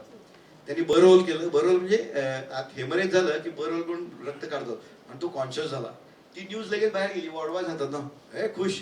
मग पहिल्यांदा डॉक्टर सैतान होता, तो लगेच देव झाला. बघा देव. मग डॉक्टर बाहेर आले, त्यांचं ते थँक्यू म्हणणार होते. डॉक्टरने त्याच्याकडे बघितलं सुद्धा नाही. ते गाडीत बसले निघून गेले. पुन्हा खवळला. अहो आम्ही त्यांना थँक्यू म्हणणार होतो, एवढा मार झाला काय डॉक्टरला वगैरे. अशी नीच लोक असतात. ते गेल्यावर ती सिस्टरनी सांगितलं त्यांना, तुम्हाला माहितीये का म्हटले काय खरी परिस्थिती. आपण दुसऱ्याच्या परिस्थिती विचारच करीत नाही, सगळ्या बाजूने विचार करायला शिका. कुठल्या डोंट जज immediately anybody seeing one side. ती म्हटली तुम्हाला माहितीये का त्या डॉक्टरांचा स्वतःचा मुलगा पहाटे मृत्यू झालाय. त्याच्या दहनासाठी ते दहनविधीसाठी गेले होते, पण बिकॉज आय कॉल्ड हिम असं असं केस आले. दहनविधी अर्धा सोडून आले, तुमच्या पोराला वाचवून गेलेत. कळलं. तो ऑलवेज अंडरस्टँडिंग पाहिजे. सगळ्या बाजूचा तुम्ही विचार केला पाहिजे. लगेच निर्णय घेऊ नका. तिसरं काय टॉलरन्स, सहनशक्ती. तिथं पाहिजे ना. मी मुंबईत 3 वर्ष होतो 78 मध्ये वगैरे. कळलं. तेव्हाही गर्दी होती बरं का. आता तर आहेच भयानक गर्दी, पण त्यावेळी लोकच फार बेकार होते. अशा छोटे छोटे दरवाजे होते, पंखे नीट चालायचे वगैरे, आणि गर्दी भयंकर असायची. टॉलरन्स आपाप येतो मुंबईमध्ये. आणि तुम्हाला तुमची काय लायकी कळायची असेल, तुम्ही कोणी असा, डॉक्टर असा, काही असा, लोकल मध्ये जा, तुम्ही किडा मुंगीपेक्षा तुमची काही लायकी जास्त नसते. तुमच्या पायावर पाय ठेवलेले असतात, सगळं असतं. आता मी तर छोटा उंचीनी गर्दीमध्ये गेलो तर नुसतं मी रांगेत उभं की आपाप उचलला जायचो, आज जाऊन पडायचो. गाडी धडधड सुरू झाली की डबा कसा बसतो तसा हळू खाली पाय टेकायचे. मग मला लोकांचे खिसे दिसायचे फक्त. त्या काळात शाईची पेन वापरायची, लाल घाणवास. टॉलरन्स करायच पाहिजे. म्हणजे माझा हात सुद्धा माझ्या खिशात घालू शकत नव्हतो मी, असं म्हणजे असंच. सत्य सांगतोय मी, बॉम्बेत गेलं तुम्हाला कळेल काय गर्दी असते. आणि तुम्हाला सांगतो, मला बाहेर कुठलं स्टेशन कळायचं नाही ना, पण स्लोली मी तरबेज झालो. वासावरनं मी स्टेशन ओळखायला लागलो. माटुंग्याचा वास वेगळा आहे बरं का, भांडूपचा वास वेगळा आहे. दादर मला परेलला उतर, मग माटुंगाला की घाण वास येतो समुद्राचा. हा दादर जवळ आला, मी त्या लाईन मध्ये उभा राहायचो. तुम्ही बॉम्बेला गेला कळेल तुम्हाला की आपोआप परत उचलला जातो, बाहेर जाऊन पडायचो. म्हणजे टॉलरन्स मला नाईलाजानी होता. आणि मोठे मोठे ऑफिसर तिथं जग भारत पायावर पाहिजे गप्प बसतात टॉलरन्स. पण घरी गेल्यावर बायकोनी जरा चहा द्यायला उशीर केला तर आकार जाणं करतात. कुठे गेला तुमचा टॉलरन्स? सहनशक्ती पाहिजे की नाही? नाहीला तसं नाही पाहिजे. तुम्ही घरात सुद्धा तसंच वागलं पाहिजे. अरे एका वेळ असतो, बायकोला कामं असतात, म्हणजे टॉलरन्स पाहिजे तुम्हाला, थोडी सोय पाहिजे की नाही? आता एखादा काय असतं ऑफिसमध्ये खूप काम असेल ना, तर क्लार्क असतात, क्लार्क लोक तर सिनियर ऑफिसर बोलवतो क्लार्कना घरी, रविवारी बोलवतो फाईल संपवायची, मग जातो घरी. काम चालू असतं त्यावेळी. आता ऑफिसरची बायको तेवढी चांगली असते, ती चहा देते ना जरी आलेत म्हणून. तर चहा देताना चुकून सांडला पॅन्टवर. मला सांगा, घरात बायकोनी सांडला तर काय करेल? दंगा, नवरा दंगा करेल की नाही? भयंकर करणार ना रे तुम्ही, नाही म्हणा की तिथं मात्र काय, आता ऑफिसरच्या बायकोनी पडल्यावर नाही कुछ नाही, सर्फ एक्सेल आहे ना. लक्षात नाहीला जाऊ, दॅट शुड टॉलरन्स पाहिजे. ओके, आता पुढचे मी उत्तम तुम्हाला व्हिडिओ दाखवतो, तेवढे बघा. काल मी सांगितलं व्हिडिओ दाखवणार आहे. ह्युमिलिटी दाखवा नेक्स्ट. आणि लवचिकता पाहिजे. लवचिकता म्हणजे आम्ही काय म्हणतो, आपली बोटं अशी ताट केली, काही काम करू शकत नाही तुम्ही, पिनसह उचलू शकत नाही, नाही का? बेंड गेल्यावर यू कॅन डू एनिथिंग. आणि अभंग लिहिलेत आपल्या लोकांनी, महापुरे झाडे जाती तेथे लवाळी वाचती, नम्रता. नम्रता पहा, हे महत्वाचं आहे, लवचिकता. आणि याच्यावरती छान शेर आहे, जाताना सांगतो, आवडेल तुम्हाला बोलते. झुकते है वही जिनमें जान होती है, झुकते है वही जिनमें जान होती है, अकड़ के रहना तो मुर्दों की पहचान है, नाही का? अरे तो मेल्यावर आकडायचं आहे रायगर मॉर्टी झाल्यावर, एवढी गडबड का? नम्र नम्र राहू बरोबर. आणि हे बघा, एम्पथी, सिंपथी, एम्पथी मधलं म्हणजे दुसऱ्याच्या जागेला आपल्याला विचार करणं. हा मला ह्याच्यावर सापडला. मी हे प्रत्यक्ष मॅच शो बघितली. आय टेल यू, फेडरर आणि हे दोघं कसले सॉलिड होते की नाही, एकमेकाचे कट्टर प्रतिस्पर्धी. पण फेडरर जेव्हा रिटायर झाला, ही वॉज क्राईंग, बट त्याच्यापेक्षा जास्त कोण रडत होता? नदाल रडत होता, त्याचा कॉम्पिटिटर. एम्पथी, ही रिअलाइज एम्बॉडीड. अरे मी रिटायर काय होईल, फेडररला काय वाटत असेल, तीच एम्पथी इशूड आहे. हे व्हॅल्यू आहे, ह्युमन व्हॅल्यूज. सिंपथी आणि एम्पथी मध्ये एम्बॉडी युअरसेल्फ. हा खरी घडलेली इन फ्रंट ऑफ ऑल पाहिला असेल तुम्ही. अरे I really felt it, I wanted to tell you. See Nadal केवढा रडतोय, ढसा ढसा रडत होता तो, अनबिलिव्हेबल. रिटायर झाला फेडरर. That is it. ही ह्युमन व्हॅल्यू आहे, दुसऱ्याच्या दुःखाचा खरा आपल्याला वाईट वाटलं. Next, yes, take the responsibility. लावा. One day this past March, Dina Bernheim was in a restaurant picking up her food. They got her order wrong, and so she yelled at the owner. The owner kept his cool and replied calmly and respectfully. He said, "I'm so sorry, ma'am. We'll fix the order immediately. We'll even give you a discount for the inconvenience." Dina was shocked by his response and really thanked the man for being so understanding.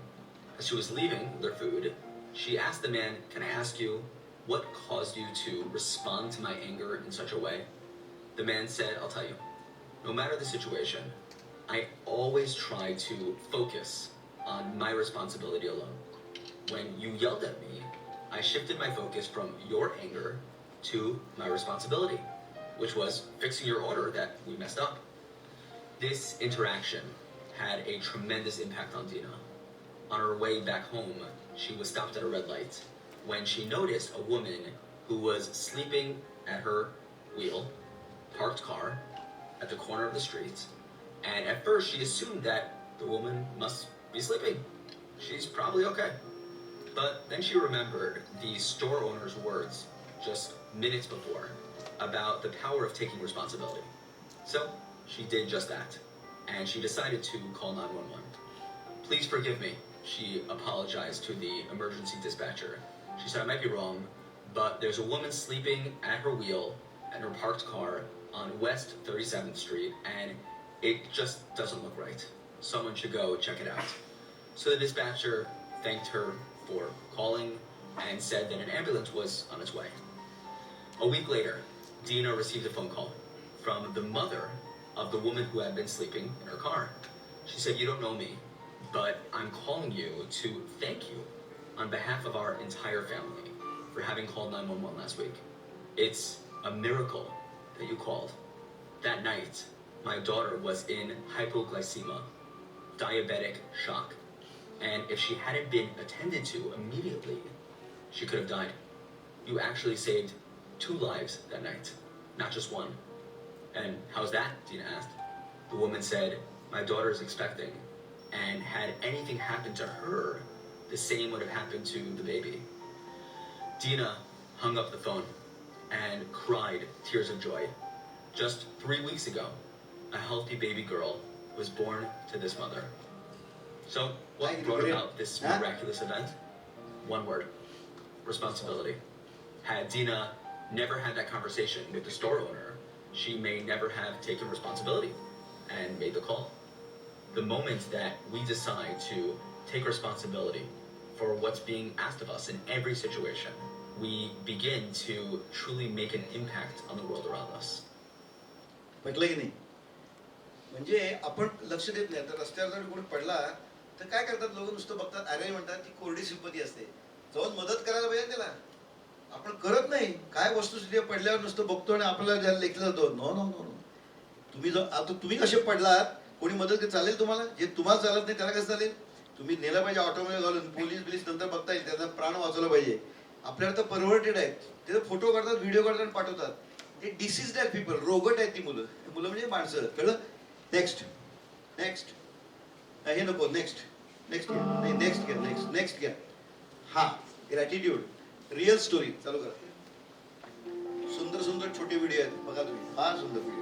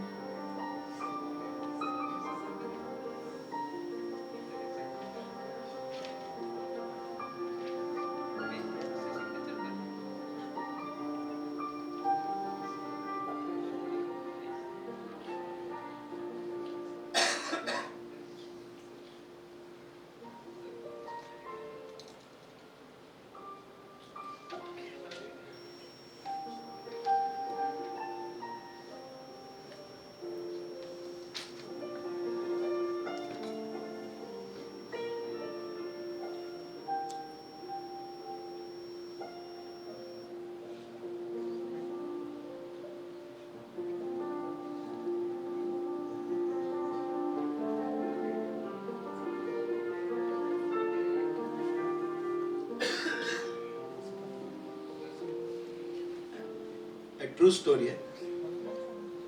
Doctor Howard kill.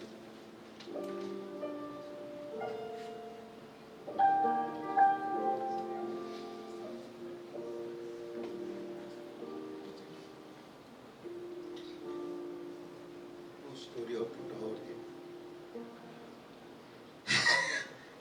Isn't that great?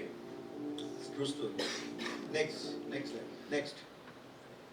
See this again. Fantastic. You must have seen on WhatsApp, but I liked it. It's a fantastic. One day, a driver was suddenly confronted by a doe standing in front of his car, refusing to move. The man got out of his car to investigate the reason. The doe's gaze made him realize that she needed help. With compassion and kindness, the driver decided to follow the doe. After about a mile, he was led to a small house where he discovered a fawn trapped in a soccer net. Clearly, this was the reason the doe had stopped his car. At that moment, the doe cried out as if pleading with the man to save her child. Moved by the situation, the driver quickly rescued the young fawn. Hearing the cries of the fawn, the doe became very panicked, and the people there had to calm her down. Finally, the fawn was freed, and both mother and child hurriedly ran into the forest. It seemed like the story had come to an end. However, unexpectedly, the doe led her fawn to wait on the road. What was truly touching was when the fawn ran up to the driver and lay down on the ground, expressing its gratitude for having its life saved. It's hard to believe, but this serves as evidence that animals also have emotions, gratitude, and a profound maternal bond. Isn't that great? So we should be grateful, isn't it? Towards next. Humility. Think of others. It's beautiful. Play. मागे जा. याच्यावरती जरा cursor चित्रावरती न्याय मिळते. Play दिसेल तुम्हाला. हा.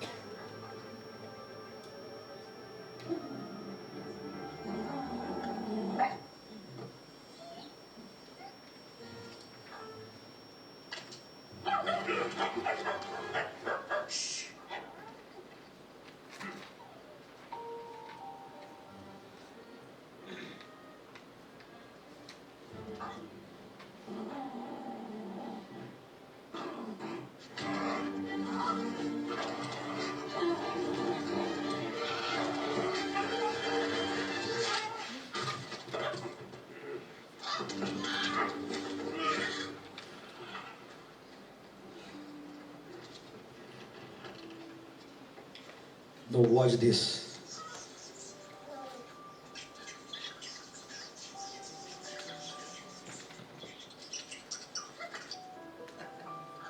Small kids couldn't eat the big fish.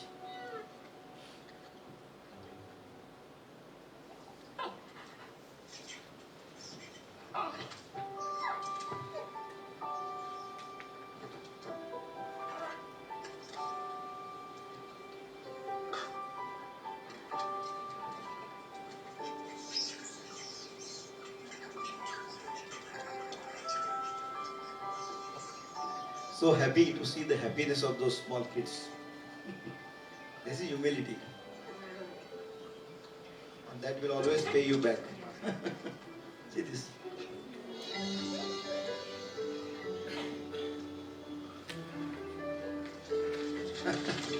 Ready? Yes. Give happiness to all, you will get happiness back multiple times. Fantastic, isn't it? Next. Next. Again, fantastic. What is moral value? How much is your value? See this.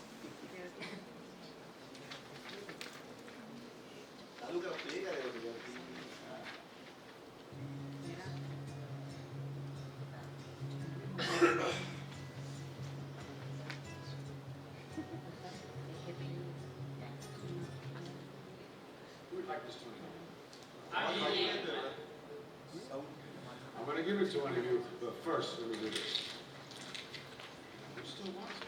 I do. What if I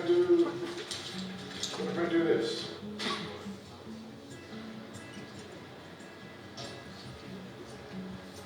And who wants it now? My dear students, I just showed you a very important lesson. No matter what I did with this money, you still wanted it because it never lost its worth. It's still worth $20. Now, who wants it? I do. What if I do this? And who wants it now? My dear students, I just showed you a very important lesson. No matter what I did with this money, you still wanted it because it never lost its worth. It's still worth $20. Now, who wants it? I do. What if I do this? And who wants it now? My dear students, I just showed you a very important lesson. No matter what I did with this money, you still wanted it because it never lost its worth. It's still worth $20. Now, who wants it? Well, there are many times in our lives when we feel like life has crumbled us up and ground us into the dirt. We may make some bad decisions or have to deal with some poor circumstances. And sometimes lives can make us feel worthless. But no matter what has happened, no matter what will happen, you never lose your worth. You never lose your value. कळलं? Never forget that. Moral strong असेल तुम्ही value कधीच कमी होत नाही any situation that is important. Next नाही बरोबर ठीक आहे छान. हा ग्रॅटिट्यूड पहिला व्हिडिओ लावा. अरे पहिला व्हिडिओ मागे जा गो बॅक. हा तिथं प्लेवर जावा पहिल्याच्या. हा स्टार्ट. बरोबर आहे ना चालू करा चांगलं. This is very common thing you say. आपल्याला आहे त्याच्यापेक्षा काहीतरी मोठं पाहिजे. Just watch.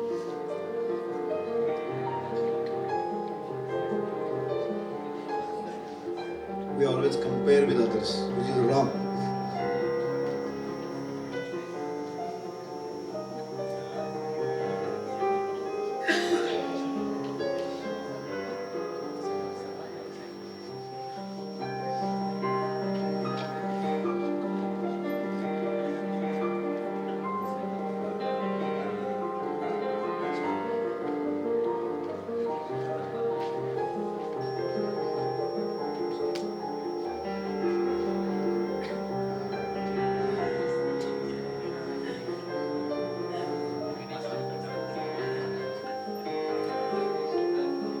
बरोबर.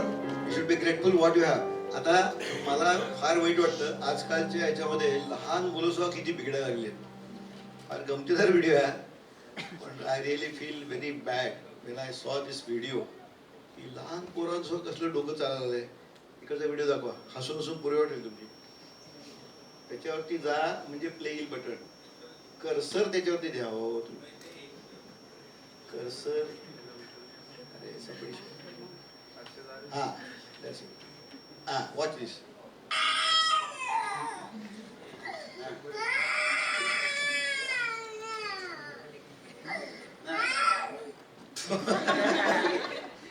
काय झाले पोरं हल्ली. Next slide. This is the last video. Just watch it. Beautiful.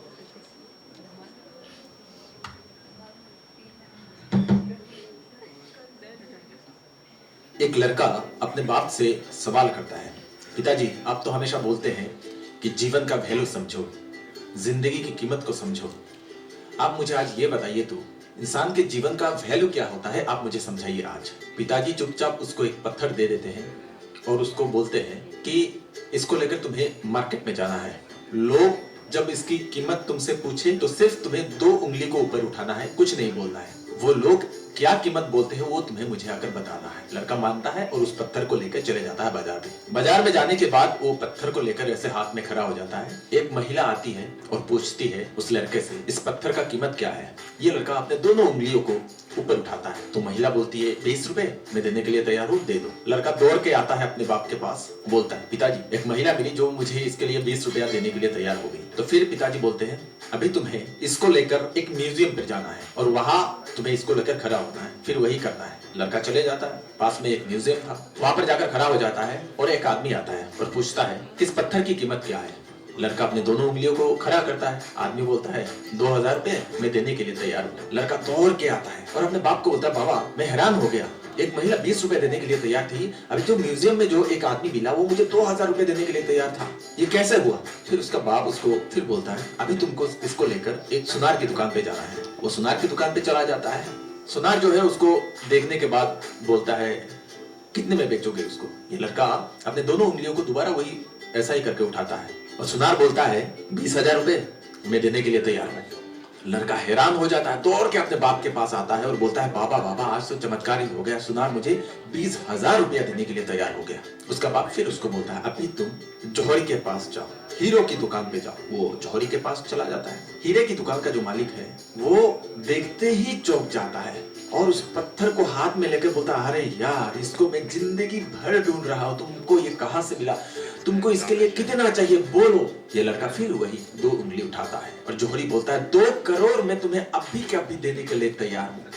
लड़का चौंक जाता है और उसको लेकर दौड़ के अपने बाप के पास चला आता है और बोलता है, बाबा ये कैसा अचंभा चीज है, जौहरी मुझे 2 करोड़ देने के लिए तैयार हो गया। तो ये बाप उस बेटे को समझाता है, जिंदगी की वैल्यू यही है, तुम किसके पास रहते हो, जिसकी जो औकात है वही तुमको वही वैल्यू देगा। तुम अगर बाजार में यूं ही घूमते हो तो तुम्हें बाजार वाली वैल्यू मिलेगी। तुम अगर जौहरी के पास जाते हो तो जौहरी को पता होता है हीरे की पहचान। तुम्हारे लाइफ में बहुत सारे लोग तुमको इस्तेमाल करने के लिए बैठे हैं, अगर तुम उनके पास जाते हो वो तुम्हें एक सामान के रूप में इस्तेमाल करेंगे। कुछ लोग तुम्हें सच में प्यार करते हैं, अगर तुम्हें वो बात पता नहीं चलेगा तो तुम एक सामान बन जाओगे, एक कमोडिटी बन जाओगे और लोग तुम्हें इस्तेमाल करते ही रहेंगे जिंदगी भर। यही होता है जिंदगी की वैल्यू, किसके संग में रहते हो वही पर डिपेंड करता है तुम्हारी वैल्यू। अगर तुमको अपनी वैल्यू बढ़ानी है, जानना है एक्चुअल तुम्हारी वैल्यू क्या है, तो उस इंसान के पास जाओ जिसको इंसान की वैल्यू पता हो, जिसको लोगों की वैल्यू पता हो, जिसको हीरे की पहचान है। जौहरी के पास जाओ, वही तुमको असली वैल्यू बताएगा। दोस्तों, ये कहानी आपको कैसी लगी आप कमेंट करके जरूर बताइएगा। आपको भी अगर अपने वैल्यू को पहचानना चाहते हैं तो अपने फील्ड में जबरदस्त टॉप में जो बैठा है उसके पास जाओ, तभी आपको वैल्यू पता चलेगा। रिश्तों में भी सेम यही है। काफी सारे लोग आपका इस्तेमाल करने के लिए बैठे हैं और काफी सारे लोग आपको प्यार करने के लिए बैठे हैं। आप कहां पर जाना पसंद करते हैं? जो आपको सच में प्यार करते हैं या फिर जो आपको दिखावे में प्यार करते हैं और आपका इस्तेमाल कर रहे हैं उसके पास जाना पसंद करते हैं? बात आप पर डिपेंड करता है। अगर इस कहानी ने आपके दिमाग को थोड़ा बहुत चेंज कर दिया है, सबकी भलाई के लिए इसको अपनी शेयर करें अपने WhatsApp पे, Facebook पे। Very good lesson. वीडियो अगर अच्छा लगा हो तो लाइक करना ना भूलिएगा। मैं के सिन्हा फिर से एक ऐसी जबरदस्त स्टोरी लेकर लौट कर आता हूं। एक लड़का अपने बाप से एक लड़का अपने बाप पॉज कर. हा. आता मला काय सांगायचं की हे खूप महत्वाचं आहे. तुमची कंपनी संगत आमच्या जीवन म्हणतो संगत सत्याचा साक्षात्कार किंवा जीवनाचा सत्यानाश करू शकते. कंपनी कोण आहे याला महत्व आहे. I will tell you is very important. तुमची संगत मित्र कोण आहेत हे महत्व आहे. चांगले मित्र कोण आहे सिलेक्ट करणं महत्व आहे. आणि यंग एजमध्ये आय हॅव फाउंड यंग एजमध्ये आई वडिलांच्या बरोबर मुलं जास्त असतात. मित्रमैत्रिणी असतात. बरं लहान मुलं म्हणतात आईने काय सांगितलंय तुला काय कळत नाही, मला बाईने सांगितलंय माझ्या मैत्रिणी सांगितलंय. म्हणजे त्या मोर कनेक्ट. आणि तिथं मित्रमैत्रिणी वाईट असतील तर जीवनाचा सत्यानाश. व्यसन तरी काय आपोआप लागते काय नाही का? लागत नाही. एक दोस्त असतोय चल रे जरा टाकायला जाऊ. टाकायला मग तो नाही मी टाकत बिकत नाही. अरे तू कोका कोला पी मी पितो तुला काय जाते. कंपनी दे. मग भिडी भिकेची बहीण. मग जातोय तो त्याच्यावर. मग तो कोका कोला पितोय तो काय प्यायचं ते पितोय. नंतर पुढच्या वेळेला परत जातोय त्यावेळी तो म्हणतो अरे पैसे मी देतो एक पेग मार. याला फुकटचं मिळतं पण का सोडा. फुकट ब्रँड असो काय लोक पितात. असं करत करत तो प्यायला लागतो. पहिल्यांदा ते दारू पितात मग दारू त्याला नंतर प्यायला लागते.